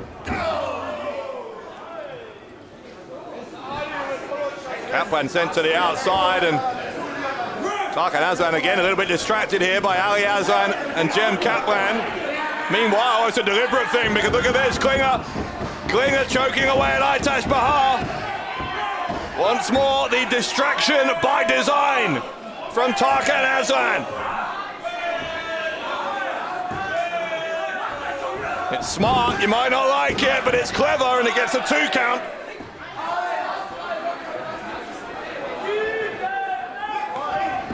Bahar kicking away at the legs. Trying to take Tarkan Aslan off his feet, can't do it. Another rake to the eyes, another illegal move from Tarkan Aslan. Referee is going to let this one flow as much as he can. We must be getting close to the line. The referee's not prepared to cross in terms of rule breaking. Blutsbrüder need to be very, very careful.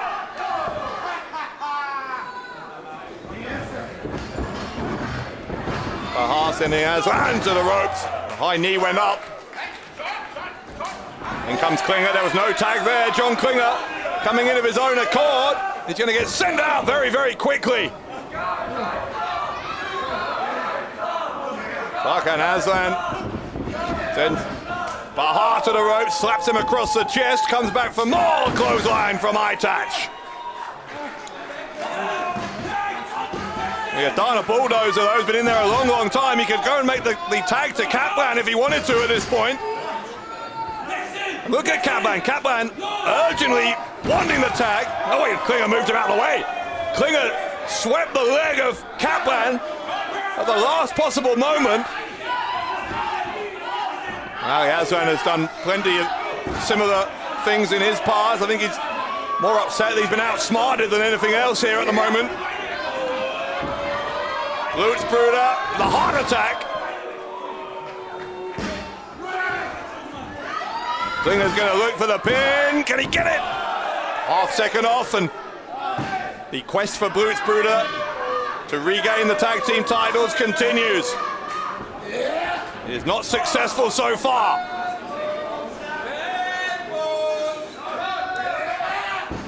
Bahar sent hard to the opposite corner though by the former GWF World Champion.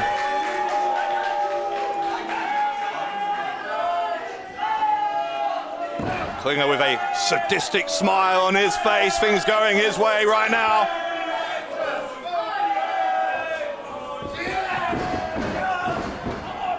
Bahar again sent hard into the corner, again collapsing down to the canvas.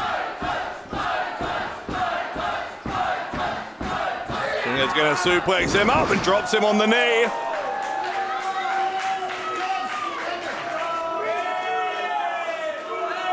Klinger, I think, indicating that he's going to go up high.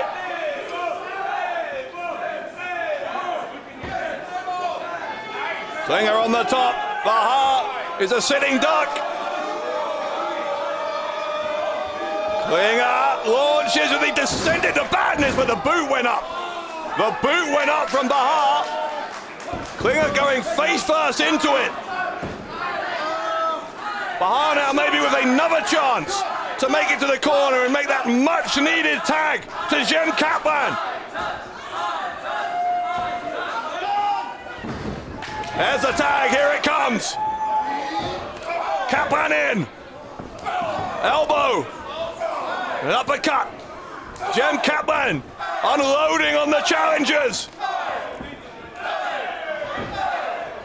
Such power, such stamina from Kaplan. Look at him going. Might be unstoppable here. Kaplan. He's absolutely relentless with these uppercuts on Blutsbrüder.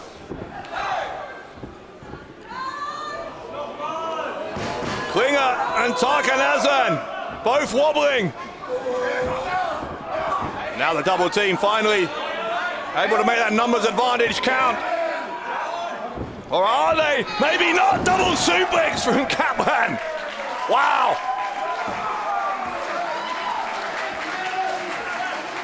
Kaplan. Pure power. Bahar tagging back in. Has he had enough rest? Maybe he has. They're looking for the double team of the tag team champions. They get it. Tarkan Aslan dropped hard on his back. Aytac Bahar with the cover and a kick out from Tarkan Aslan.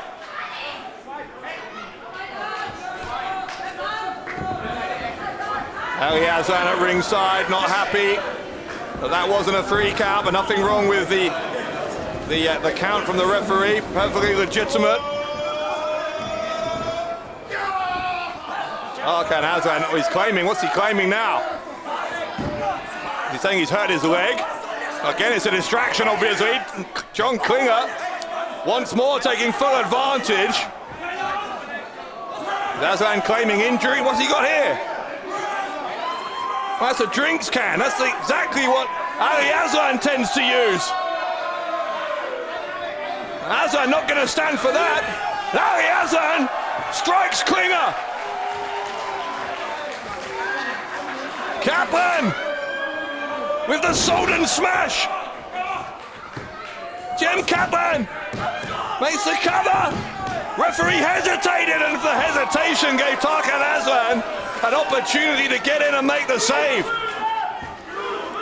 I'm not sure what the hesitation was about. Was he unsure if Kaplan was the legal man? I'm not sure, but either way, Blutsbrüder can sigh a temporary sigh of relief. Aslan's got Kaplan up, sit-out powerbomb from the Lion King. Here comes Aytac, Bahar with a missile drop kick. All 4 men in the ring, this one is breaking down. He's going to look for the pile driver, yes he is, and he gets it, does Klinger. John Klinger with the pile driver. The pin on Aytac, Bahar who kicks out and keeps his title reign alive. Kaplan and Bahar looked like they'd lost the tag team titles, but they haven't. At least not yet.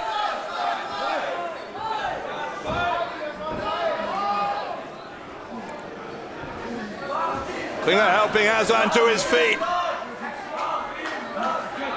Tarkan Aslan has no idea where he is. Absolutely no idea where he is. He's been knocked silly as Aslan.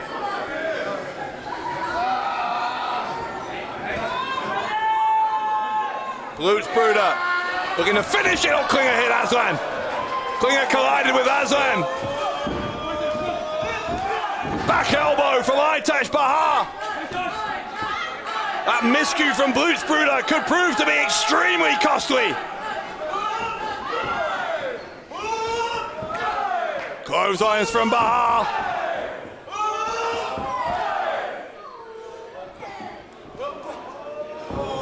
And a DDT. The Adana bulldozer planting Klinger. Can he plant Tarkan Aslan as well? He can. Klinger's back to his feet. Barely though. Aytac! Bahar, wait. Aytac! Hey, what's this? Du klaust mir zuerst mein Lieblingsmerch und dann bringst du mich auch noch um den Sieg und sagst auch noch was von Freundschaft, von Vertrauen. Sag mal, wo lebst du denn bitte? Aber so nicht mit mir. Jetzt habe ich auch was dir gehört. Weißt du noch? Grobanaschi! Dieses Ding hier wird es ab morgen auf eBay Kleinanzeigen geben. Und da wir davon gesprochen haben, dass es hier nicht ums Geld geht, werdet ihr das für €1 Startgebot bekommen. Look at this! The Doomsday device on Bahar from Blutsbrüder. Crowchester distracting Aytac, Bahar. Oh, Kaplan broke it up. What was that though?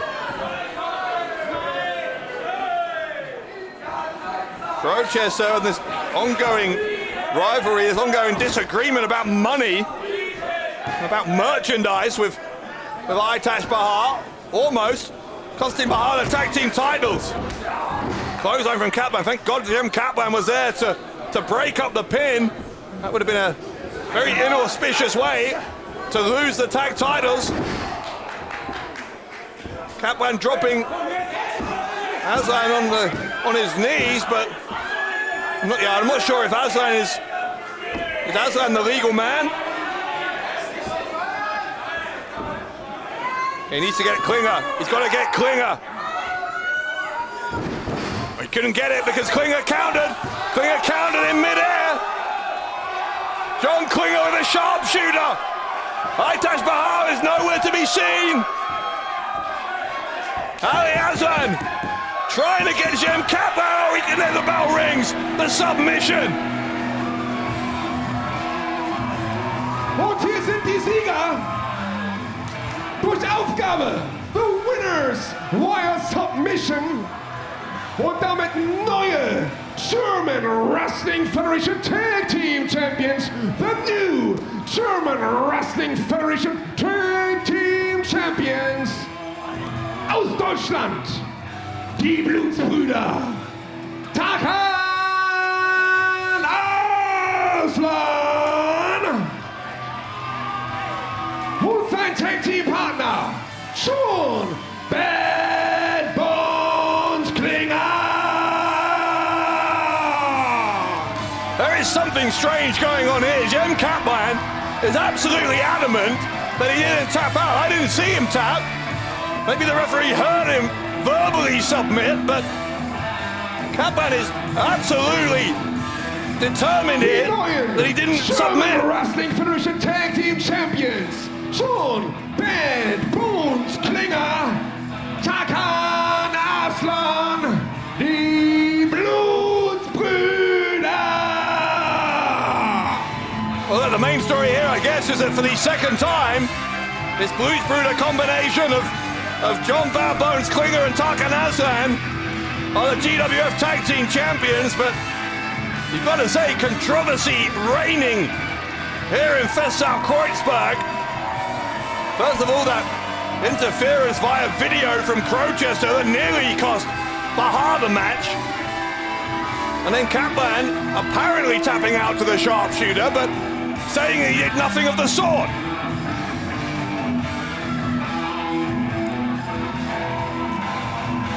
Something seems very off about what we just witnessed, but something does seem very familiar about what we're witnessing now, which is Blutsbrüder in possession of championship gold. Tarkan Aslan, John Klinger, once again, the GWF Tag Team Champions, and they did it here at Showdown.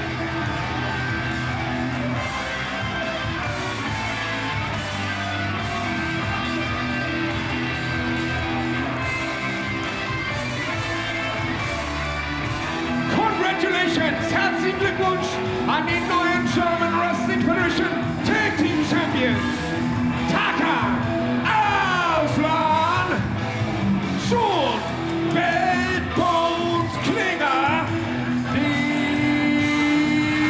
Blutsbrüder.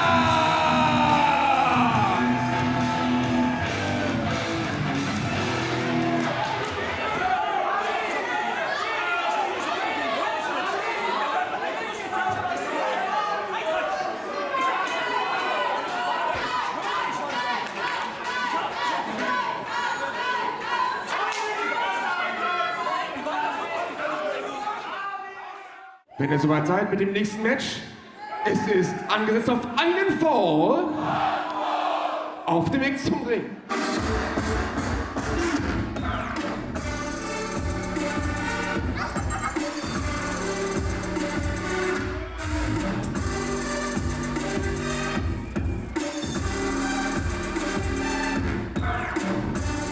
Mit einem Gewicht von 89 Kilogramm aus Hannover, the future of catch, Tim Stübing! So if Tim Stübing's the future of cash, the future looks very different to what it did not so long ago when he was a tag team champion no less, with his brother Tom Stübing, Tim Stübing that is, turning his back, betraying his own brother. And now, as you see, under the tutelage of Ibo Latino, one of the founders of GWF, who's accompanying him to the ring. Not a popular change in attitude for Tim Stübing among the GWF fans, but will it bring him singles glory?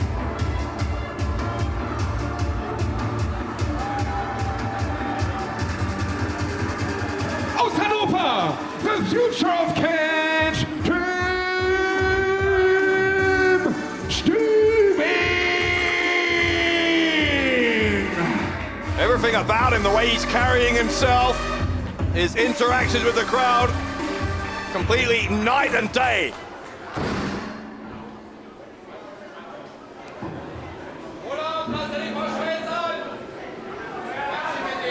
It's Latino saying to Olaf, our ring announcer. Okay. Oh. Also, ich wollte gerade noch sagen, dass ich mitteilen soll, dass mein Freund Ibo Latino ab sofort der Trainer und Mentor von Tim Stübing ist. Aber den Freund lasse ich jetzt weg. Ab sofort also der Trainer und Mentor von Tim Stübing, Ibo Latino. Der Gegner.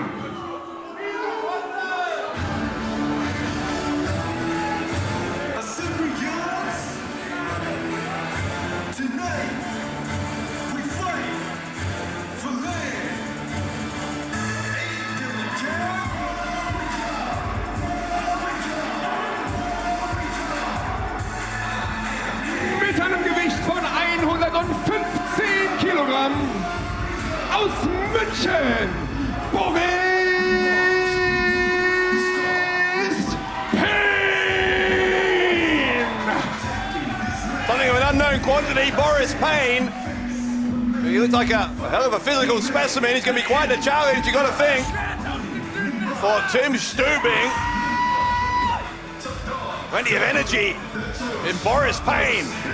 Can Tim Stübing neutralize this man?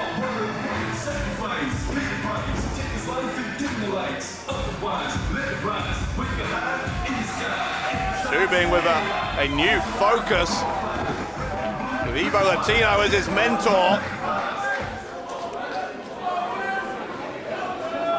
See how far that can take him.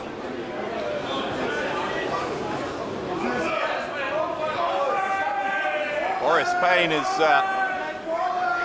trying to have a conversation with the referee, making sure, I guess, that Evo Latino is not going to get involved, but that remains to be seen as the two men in the ring, both ready for action. Referee calls for the bell. Here we go, and Stübing very aggressive out of the gates.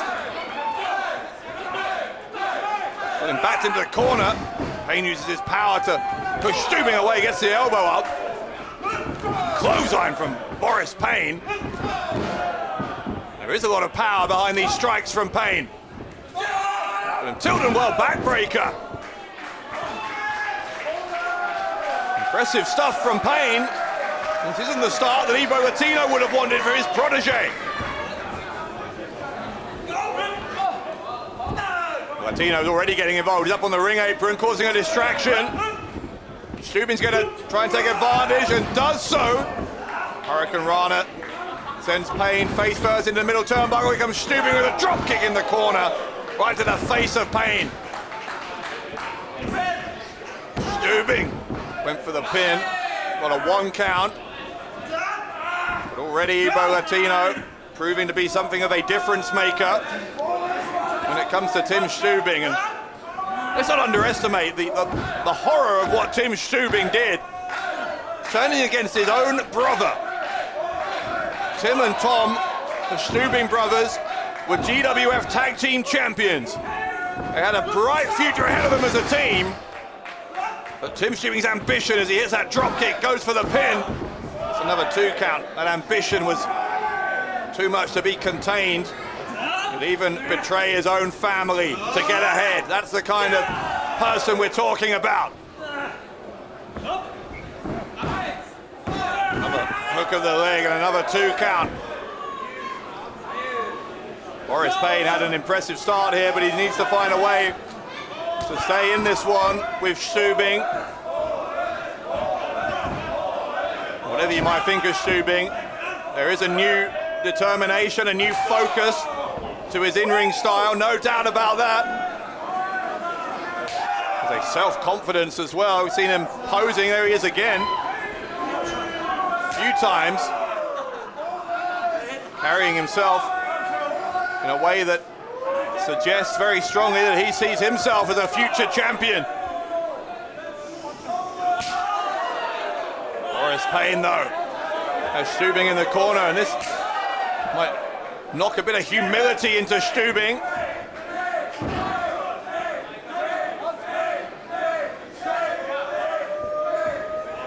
Payne with a run up, Stübing leaps over the top. Payne with a hard landing there. Gets kicked around the side of the head as well. Stübing has him up. Boris Payne escapes.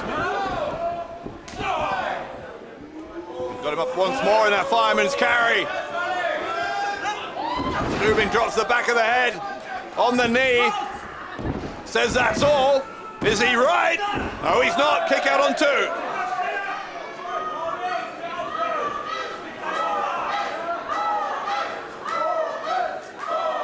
Stübing seeming to take exception to the fact that Payne dared to kick out.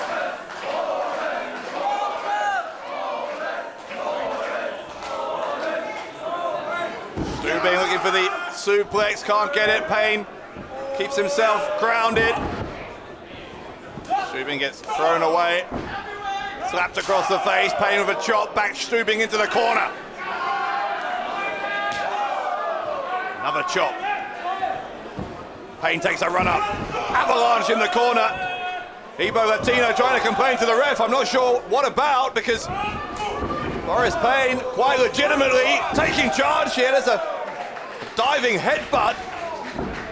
He hooks the leg, gets a 2 count before Stübing kicks out and narrowly survives.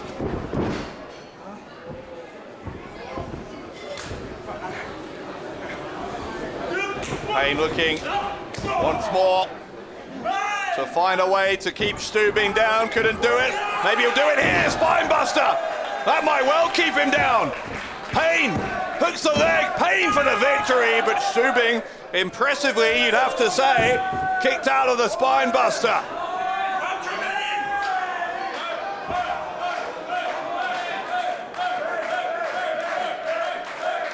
That will help the confidence of Boris Payne, though. A major piece of his arsenal finding his target, but hang on, Stübing got the high knee. Stübing with a swing blade. Now Tim Stübing hooks him up by one leg, drops him with a driver. What a driver that was from Stübing, who sits down on the shoulders and dispatches Boris Payne. Und hier ist der Sieger aus Hannover, the future of catch, Tim Stübing. Tim Stübing victorious. You've won the match. Well, this is more of Latino's influence, this nasty side of Tim Stübing. Referee, get in there. Stop! Stop, Tim. Kampf ist vorbei. Sieger Tim Stübing. Stübing wins it. In the process, demonstrates an unpleasant human being he is becoming under the leadership of Ibo Latino. Nonetheless, a message sent to the rest of the GWF locker room here tonight from Ibo Latino and from Tim Stübing.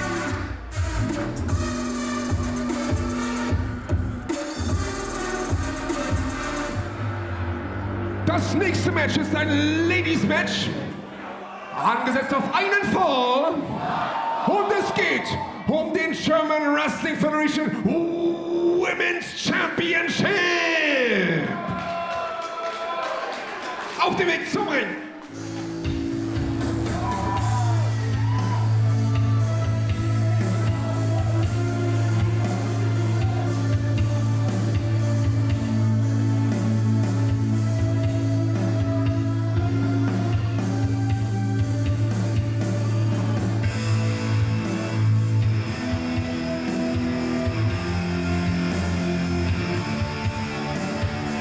Mit einem Gewicht von 75 Kilogramm aus Salzburg in Österreich, Kendo Stick Pitbull, Jessy.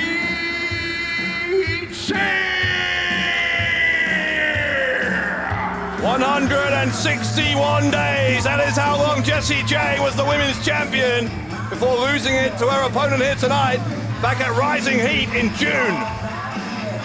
The Kendo Stick Pitbull, Jessy. Can she win it back here at the expense of the reigning defending champion?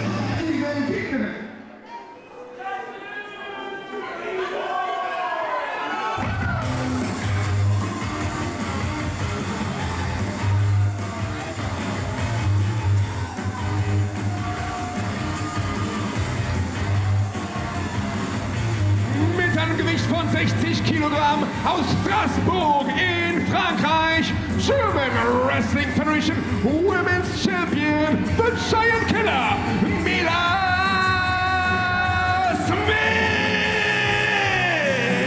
Yeah, I think it was a surprise to some people when Mila Smidt won that match at Rising Heat, a three-way match against Jessy J and Cara. Since then, she solidified her position as champion by defeating Cara one-on-one last month at Summer Smash. Can she do the same against the other woman from that match, Jessy J, in one-on-one action here tonight at Showdown?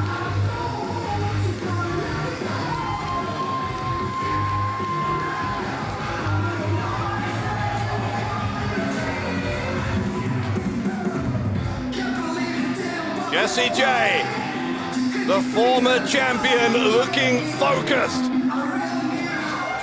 In fact, Jay's going to go for the sneak attack. Smidt turned her back on the kendo stick pitbull, and that's her first mistake. Could it be a critical mistake here? Jay could make quick work of Mila Smidt. Trying for those mounted strikes. It's just a fight here between Smidt and Jay in the opening moments.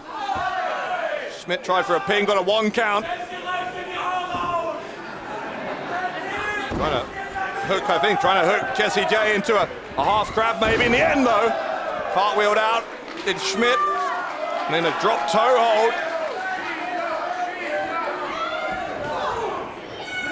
Running uppercut in the corner from the champion. Shoulder thrust as well. Jay needs to get out of that corner pretty quickly. In fact, in the end, it's Smidt who takes her out. Drop kick right to the chest from Smidt.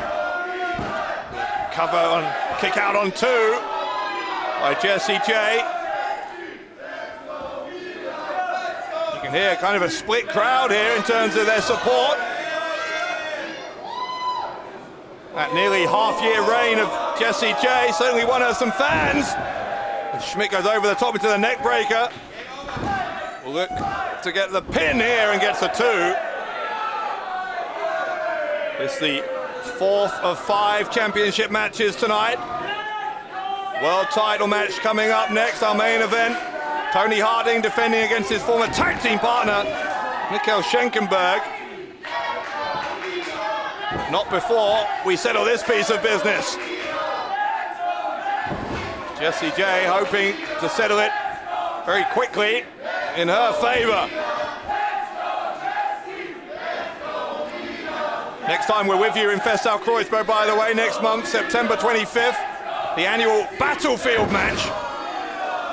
Suplex there from Jay. Try once more for the pin. 30 contenders will compete next month to try and be the #1 contender for the world title. And the way things are going at the moment, by the time Battlefield comes around, Jessy J might be a 2-time women's champion. Got Smidt out, going to powerbomb her to the outside. That's dangerous. Smidt was able to stop that from happening and counters in the middle of the ring. Drop kick from Smidt. Jay sent flying into that hard concrete floor. Holding her left arm, and then she landed hard on her elbow maybe.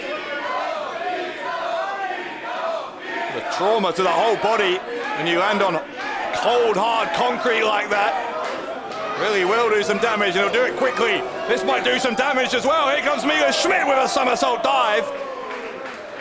And again, Jessy J finds herself becoming acquainted with that concrete floor.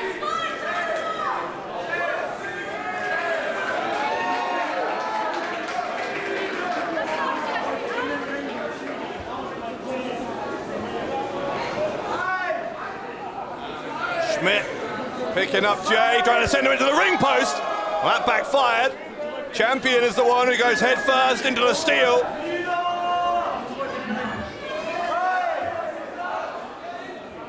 Referee, by the way, is counting both women out, and it's Jessy J in particular who needs to prevent that from happening. She does, rolling in and out. Count out, no good if you're the challenger. You need to win this by pinfall or submission to claim the title.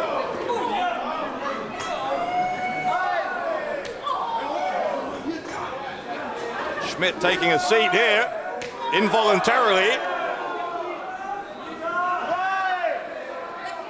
A close-up view for the GWF fans in the first few rows as Smidt is sent hard into that ledge.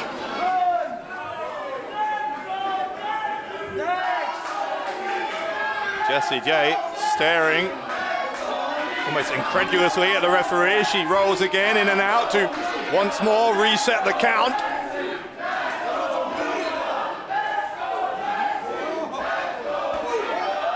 Smidt fighting back as they head back towards the ring.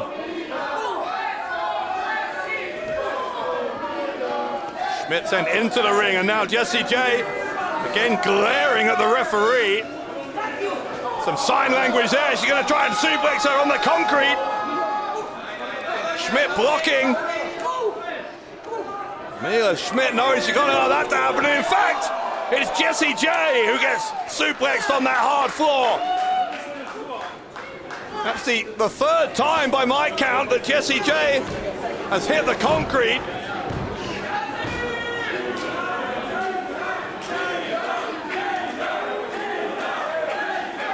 What a pain inflicted on that lower back of the challenger. Things not looking good for the former champion in her quest to regain the gold as Smidt tries to win it. Left shoulder comes up for Jessy J.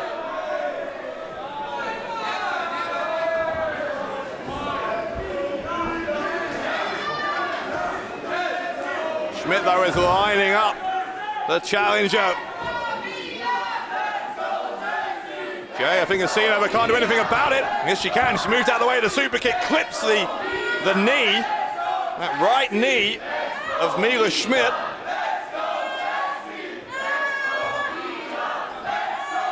And Jay's going to turn her over into a half crab, try and do more damage to that knee that she's just clipped. And in fact, she's decided, rather than go for the submission, she's going to try and do even more damage. That's illegal, obviously, using the bottom rope, but and rip away at the tendons in that knee.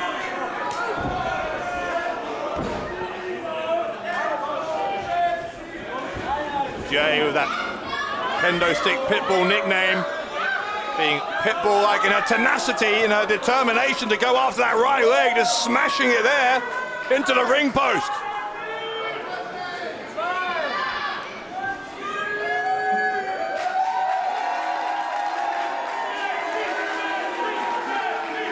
Jay is very pleased with what she's done to that right leg, right knee of Smidt. Smidt still fighting back. Jay, though, those kicks. Smidt takes her down by the knee, and it might be the knee of Jessy J, the left knee, that's going to have some trouble. That supposedly injured right knee of Smidt went right into the face of Jessy J, who the left shoulder up anyway.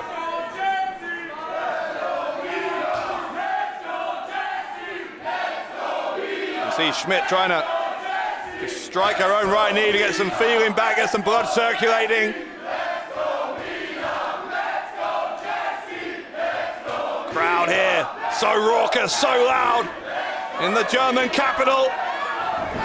But look at this from Jay. Jessy J once more on that right leg. Variation on the half crab. The pressure with that positioning was all on the knee rather than the back.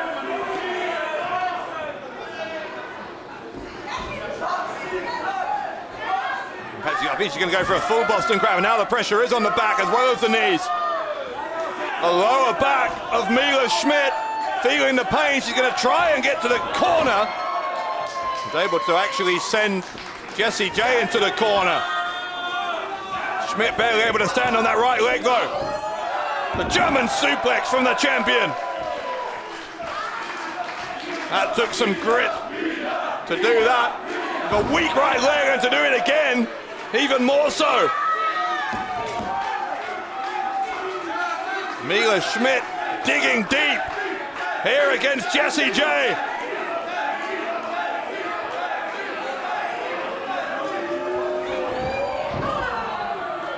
Smidt tried for the kick, but didn't get it, and may have done more damage to her right leg.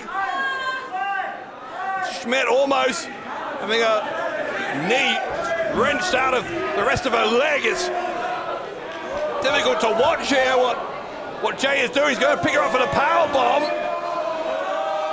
She got her? Yes, she has. Jay to become a two-time champion, maybe? No, no, no, no.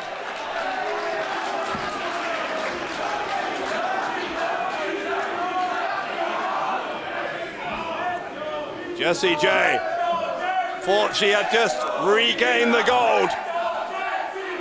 Mila Smidt showing some, quite honestly, superhuman resilience Can only last so long. If Jessie J hits this, it's got to be over. She doesn't hit it. Smidt moved out of the way. Mila Smidt, super kick.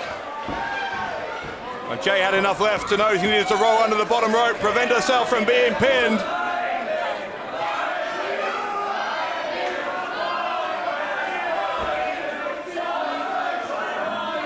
Smidt going after her. Jessie J may have used their last reserves of energy to get out of the ring. Still bothered by that right knee, but she rolls in. Is Jay out of it? She might be, she isn't.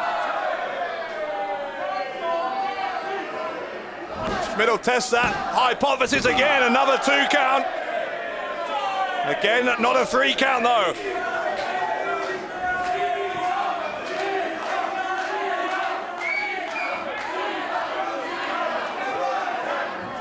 Schmidt picking up Jay, champion and challenger for the women's title.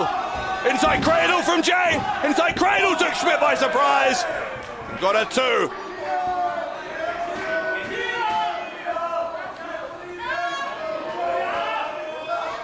Jay trying to force Schmidt down, maybe into another submission position. Schmidt kicks her away with both legs into the corner. And a super kick this time. Again. Finds its mark, but this time Jessie J doesn't get to the outside, and instead Mila Smidt wins. Und hier ist die Siegerin und weiter German Wrestling Federation Women's Champion aus Straßburg in Frankreich, Mila Smidt. Mila Smidt puts away the kendo stick pitbull and remains the GWF Women's Champion.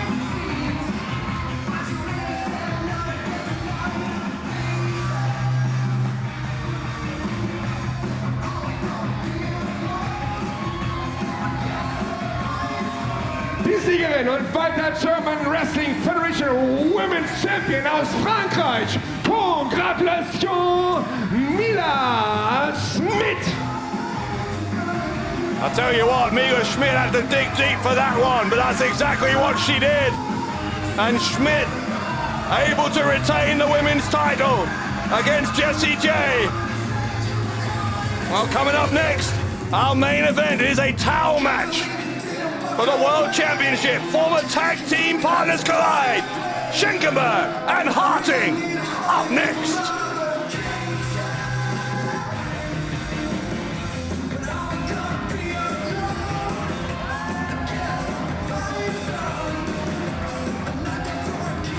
Seid ihr bereit für den Hauptkampf? Are you ready, Berlin? Okay.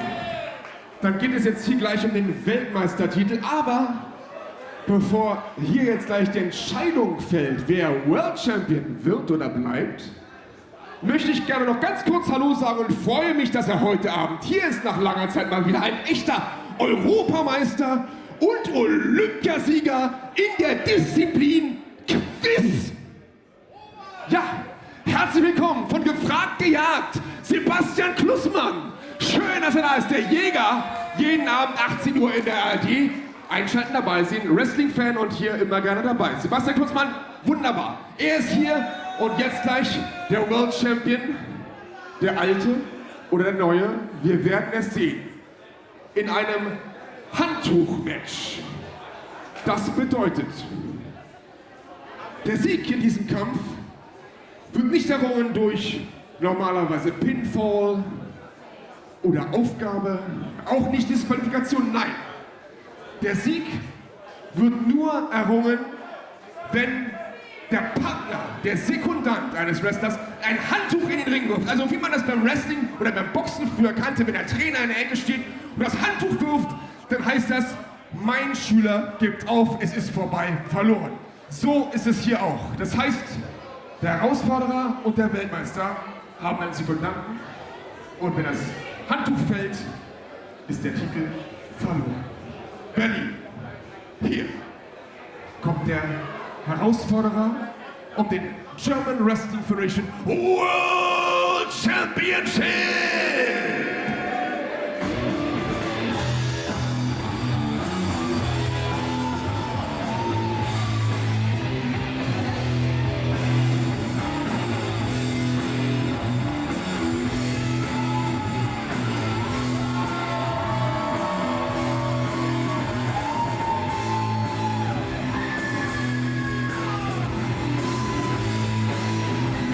looking at a man who at one point in his career was the best friend of Toni Harting, was his tag team partner. Together, they were the GWF Tag Team Champions as Die Muskelkater.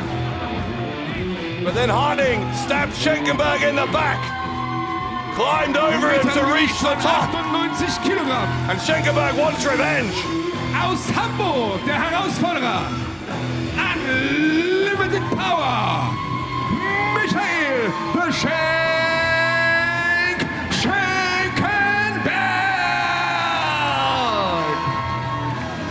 Michael Schenkenberg out here looking to become the world champion. Michael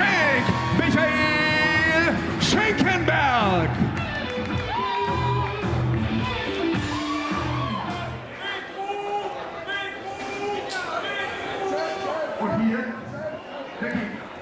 The German Wrestling Federation World Champion.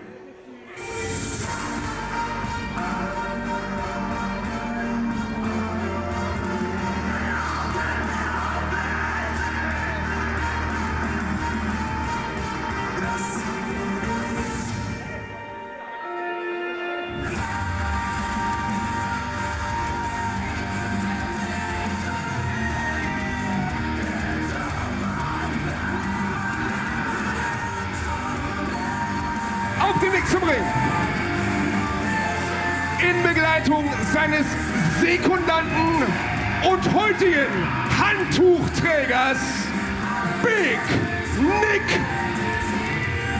Mit einem Gewicht von 103 Kilogramm. Der Tiger aus Berlin und amtierende German Wrestling Federation World Champion Toni Harting! There he is, our world champion, Toni Harting, and he's out here with Big Nick, who obviously is going to be his corner man in this towel match. Talk about the rules of that in a minute, but who is Schenkenberg's partner going to be? Das Handtuch und damit die Entscheidung in diesem Kampf liegt in seinen Händen. Big Nick, und er ist der World Champion aus Berlin. Die perfekte Naturgewalt. Der Tiger aus Berlin, Toni Harting. The rules here, there's no pins, no submissions when your partner throws in the Und towel. was jetzt noch fehlt, ist der Sekundant mit dem Handtuch für Michael You Schenkenberg. lose the match, but I will have to ask him who the partner's going to be for Schenkenberg. Toni, für dich habe ich eine ganz besondere Begleitung mitgebracht. Ich präsentiere meine Begleitung für dieses Handtuch-Match. Oh my! Look who it is!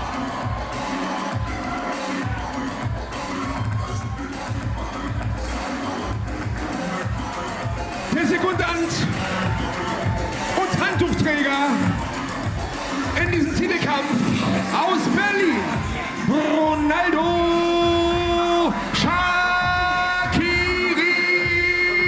Shaqiri. Well, we've already seen Ronaldo Shaqiri out here once tonight as part of Team Crazy Sexy.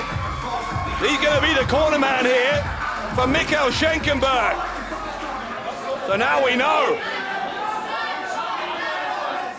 Harting with Big Nick in his corner. Schenkenberg leaving his fortunes in the hands of Ronaldo Shaqiri. Noch einmal die Regeln. Kein Pinfall in diesem Match entscheidet, sondern nur, wenn der Sekundant das Handtuch wirft oder natürlich einer der Kontrahenten disqualifiziert wird. Ansonsten kein Pinfall in diesem Match. Ein Handtuchmatch um den Weltmeistertitel, um den Titel vom Tiger. The rules being explained here to the fans in Kreuzberg. Der Titel ist gefragt, der Mann ist gejagt und jetzt geht es um seinen Titel. Ringfrei. All right. I think our ring announcements have ended and we're underway. Harting and Schenkenberg, former tag team partners in this unique towel match. No pinfalls, no submissions. Really, both men's fate in the hands of their ringside partners, the ones they've chosen. In Harting's case, his protege, Big Nick. Schenkenberg, as we just saw, choosing Ronaldo Shaqiri, and I'm sure both Harting and Schenkenberg have told their respective partners under no circumstances should they throw the towel in. The job, if you're either man's opponent here, is to put your opponent in such a spot that their partner feels they have no choice but to throw that towel in to protect the well-being of the man they're representing. To what extremes will Harting and Schenkenberg go to make sure that they are the ones forcing the issue?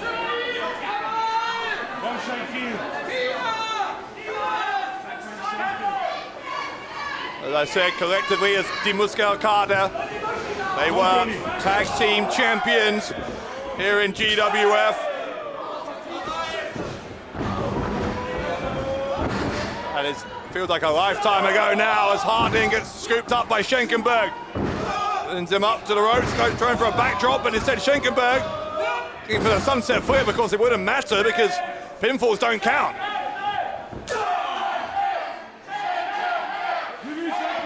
Sign.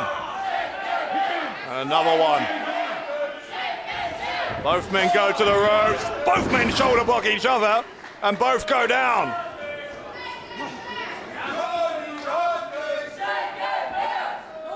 It was back in June at Rising Heat that Toni Harting cashed in his golden chance to face Axel Tischer after Tischer had just gone through a grueling championship match against Jurgen Simmons. Harting opportunistically exploiting that situation to become the world champion.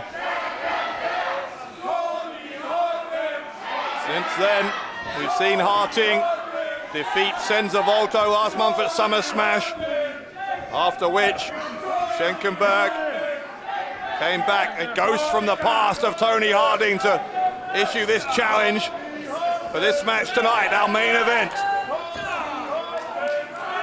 The night in which the tag team titles have already changed hands. Tarkan, Aslan, John Klinger once again the champions in controversial circumstances. Will we see similar controversy here in this towel match for the World Championship?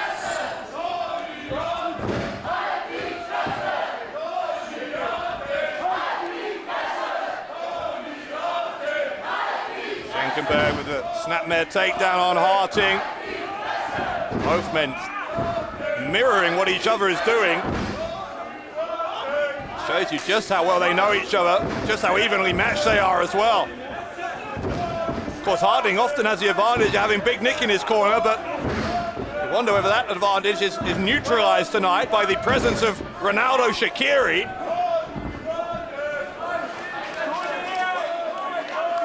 Harting rolling to the outside, buying himself a little bit of time. No countouts here. The match can only end by a throwing in of the towel. Big Nick is using that towel at the moment to fan down his mentor, the world champion.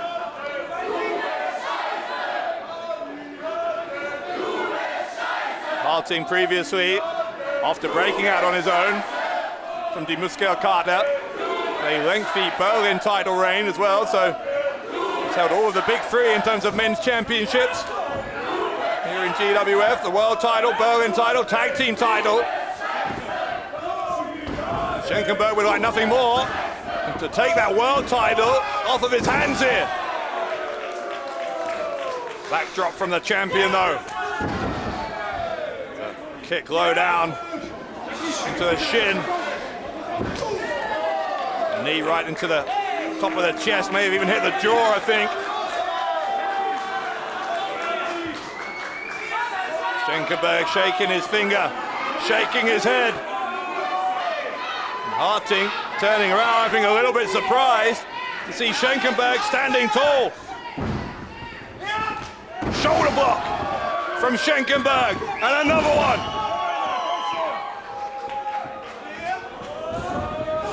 Into the corner he goes, Harting follows him in, but no one there. Schenkenberg with a forward roll, comes back for more, avalanche in the corner from Schenkenberg. Big back body drop, no, in fact he dropped him face first. And then drops the leg across the back of the head of the champion. Once again though, he can't go for the pin. He's pointing at Big Nick. He's gonna put Harting into a submission hold. Again, a tap out wouldn't matter. Harting can tap out all he likes. The only thing that matters is if that towel is thrown in. Big Nick asking Harting if he wants that to happen. Well, Harting's on the ropes. Disqualification won't get it done here either, so I'm not sure if Schenkenberg necessarily had to break it up there. Clip of the knee though from Harting, and a kick to the back. Viciousness of the champion on display now. Lefts and rights as Schenkenberg tries to cover up.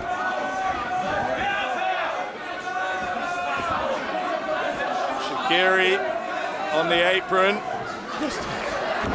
suggesting for a moment that he might throw the towel in, but then using it to mop his brow. I think he's trying to play some games with Harting. Harting and Shaqiri, bit of history there. Those two don't like each other either.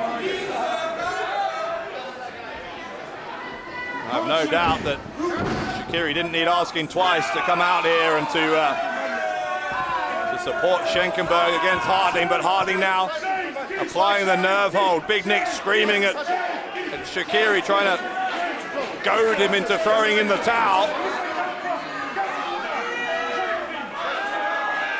What's he got there? What's he got? Is that a wrench? Harting with the wrench.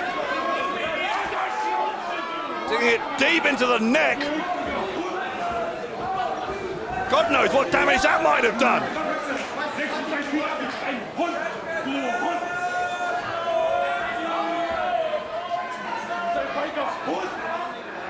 Harting with a possibly irreversible advantage thanks to that wrench that was introduced by Big Nick. Schenkenberg though trying to fight back and does so. Suplex from Schenkenberg.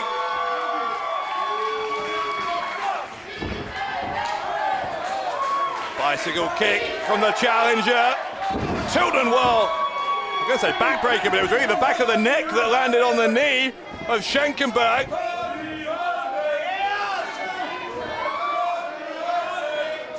Now you're going to try and get Harting in a Boston Crab. Couldn't do it, but Harting comes back. Gets him with the kick into the chest.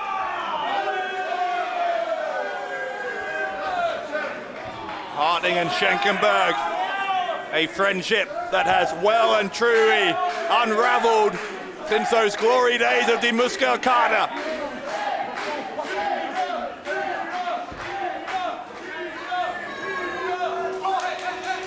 Slaps to the face from Harting, DDT on Schenkenberg from the champion.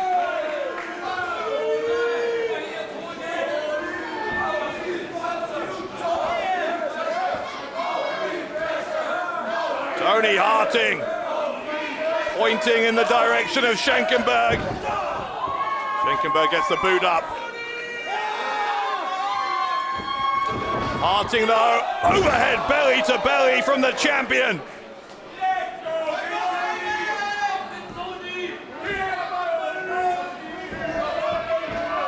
Shaqiri, look at that, walking past Big Nick. Give him a little shoulder barge as he went past. Getting a little unruly at ringside.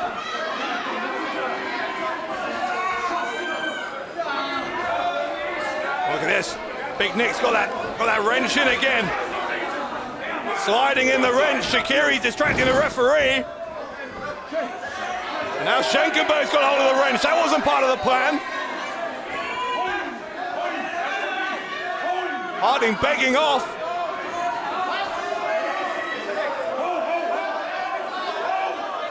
Schenkenberg in conversation with the referee here.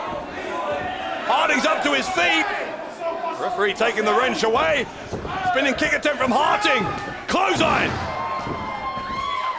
Schenkenberg with the back elbow.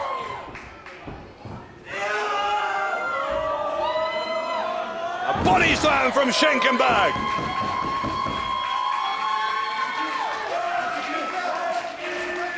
Here comes Michael Schenkenberg in the corner with the avalanche. Suddenly, Schenkenberg cooking with some gas here against Harting. Spins him round, drops him on his back.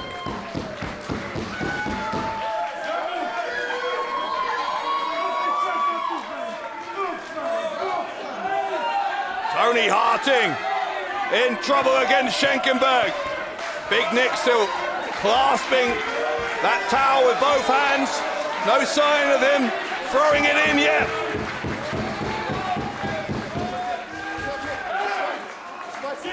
Nick with a distraction, and it's worked because here comes Harting. Toni Harting looking for the superplex, couldn't get it. Schenkenberg countering up on the turnbuckle. And now Schenk on the top. Crossbody from Michael Schenkenberg. Harting rolls through though. Toni Harting with a fall-away slam.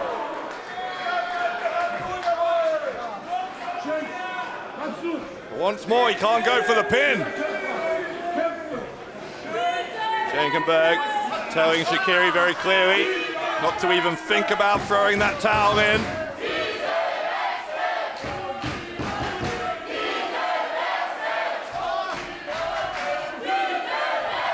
Harting, I think, gonna try and lock Schenkenberg in a submission. Remember the tap out again, it wouldn't count. It's only if the towel is thrown in that the match ends.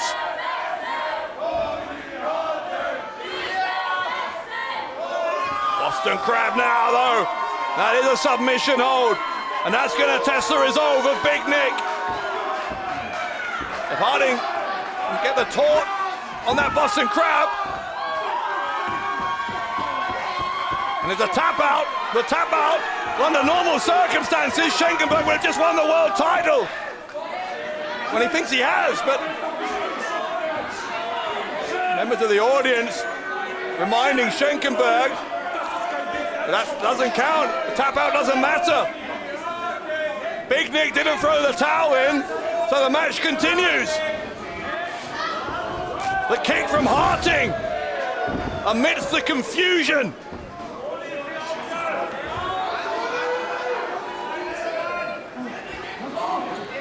Shaqiri is checking again with Schenkenberg. Everybody wants him to throw in the towel. I think Shaqiri might be thinking about it. Maybe not. As long as Schenkenberg is conscious and able to communicate, I guarantee you he's not going to be asking for any towel to be thrown in. The world title on the line, and not in a rivalry as personal as this one against his former friend Toni Harting.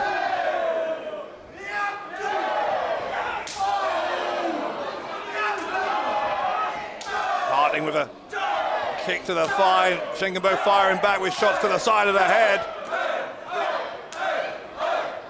Real fight here for the world title in this unique towel match.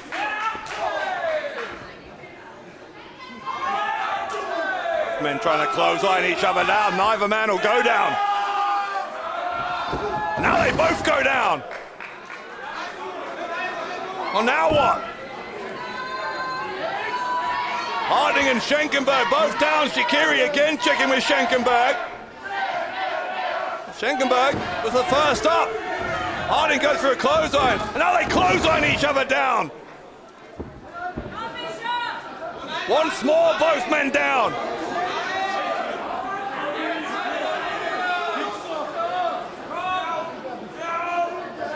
Shaqiri with that white towel. Big Nick with the red one. Neither man apparently willing to throw in the towel for their partner. Schenkenberg got the leg of Harting. Could be about to lock him in to a figure 4 leg lock.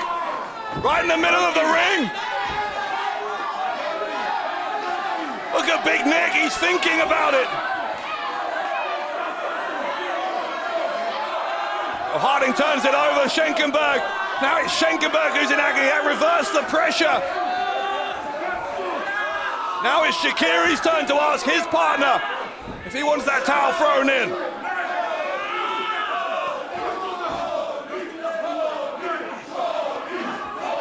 Another disagreement between Shaqiri and Big Nick. Finally the hold is broken, but both Harting and Schenkenberg on the receiving end of that figure 4 at different times then. Both of their partners considered throwing in the towel, but neither one did, and so the match goes on.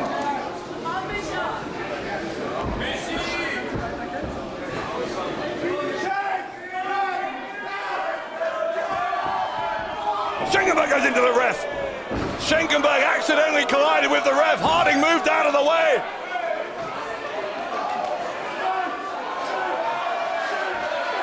Harting handed a chair by Big Nick. Gets absolutely clocked with it. Shaqiri kicked in the face by Harting. The referee is down. What's he doing? Harting is screaming at one of our ringside stewards. He seems to be doing something to the canvas. What's he doing? Toni Harting loosening that canvas.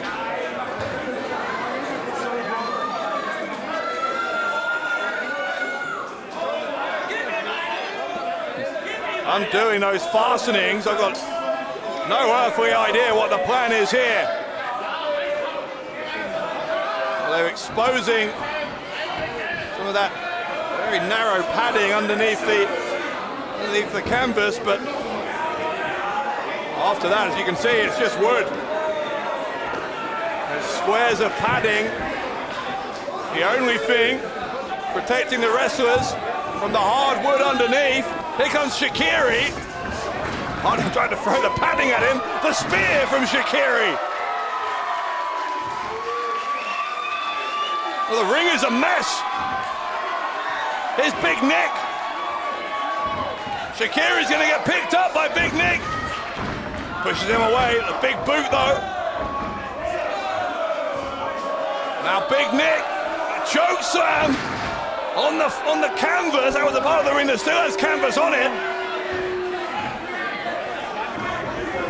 Well, now what? Referee's only just coming to. Well, this exposed wood. Harting trying to smash Schenkenberg into the wood, I think. Instead, the double underhook here from Schenkenberg. Schenkenberg's got him up and plants him. Well, I think both men landed hard. Harting lands hard on the back. Harting took the worst of it. Schenkenberg may have done some more damage to his arm.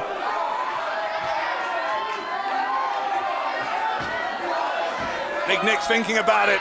Harting in a terrible state, having landed on that wood. Harting kicks Schenkenberg away.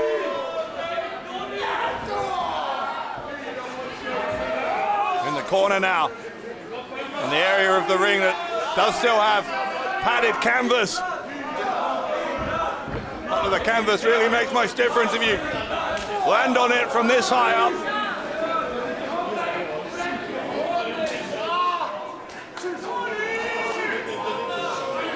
Harting's going to look for a superplex. Harting's going to look for it, and he gets it.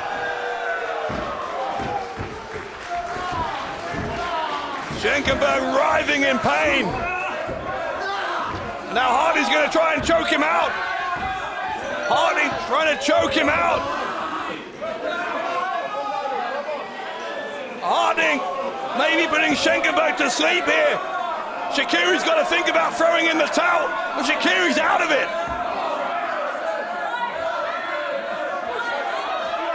Shaqiri, no, he's back. Shaqiri is up. Schenkenberg's unconscious.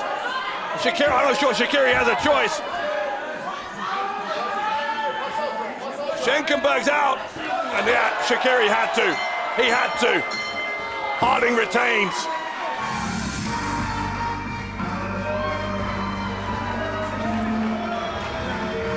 Und hier ist der Sieger. Der Sieger durch Handtuchwurf von Ronaldo Shaqiri für Michael Schenkenberg. Und damit weiterhin German Wrestling Federation World Champion, die perfekte Naturgewalt, der Tiger aus Berlin, Toni Harting. Toni Harting, still the GWF World Champion in a chaotic, at times brutal, World Championship match. Schenkenberg was unconscious.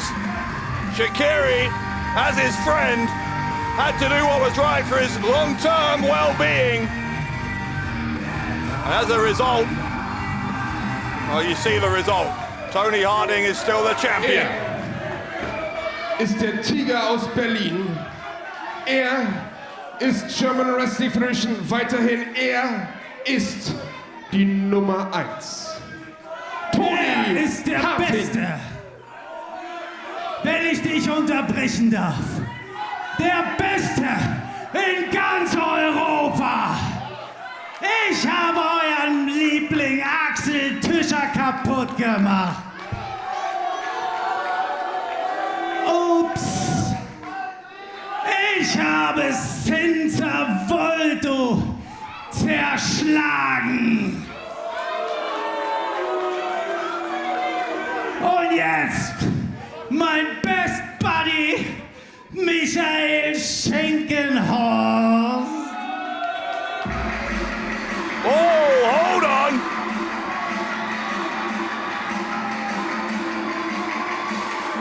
From one champion to another, it's the Belgian War Machine.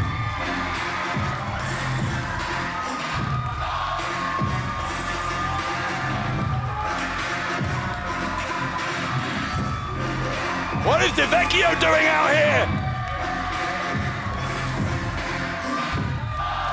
Like Vecchio earlier on, as we saw, defended the Berlin title in a hell of a match against Péter Tihanyi. What does he want with the world champion?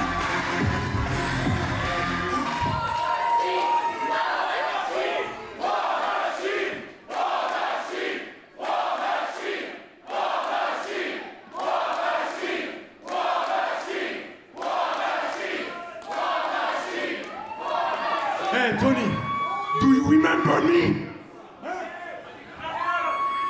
Ob ich mich an dich erinnern kann? You didn't beat me, and you know it.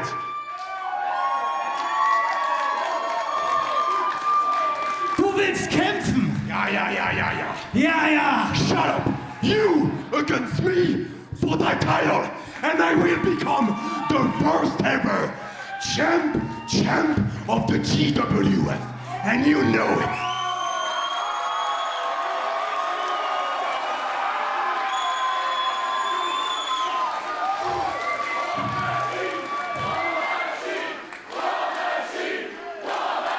Nein! Niemals! Das ist mein Gold! Du musst dir das erstmal verdienen! Also geh irgendwo anders hin! Bettel um irgendetwas anderes! Aber ich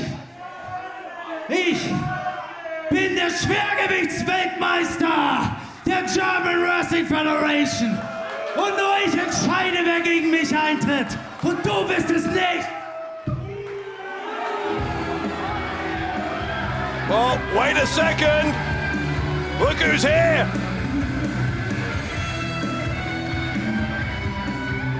Ahmed Chair's already made some consequential decisions tonight. Is he about to make another one? Meine lieben Freunde, ganz ehrlich, ihr macht es mir heute sehr, sehr leicht.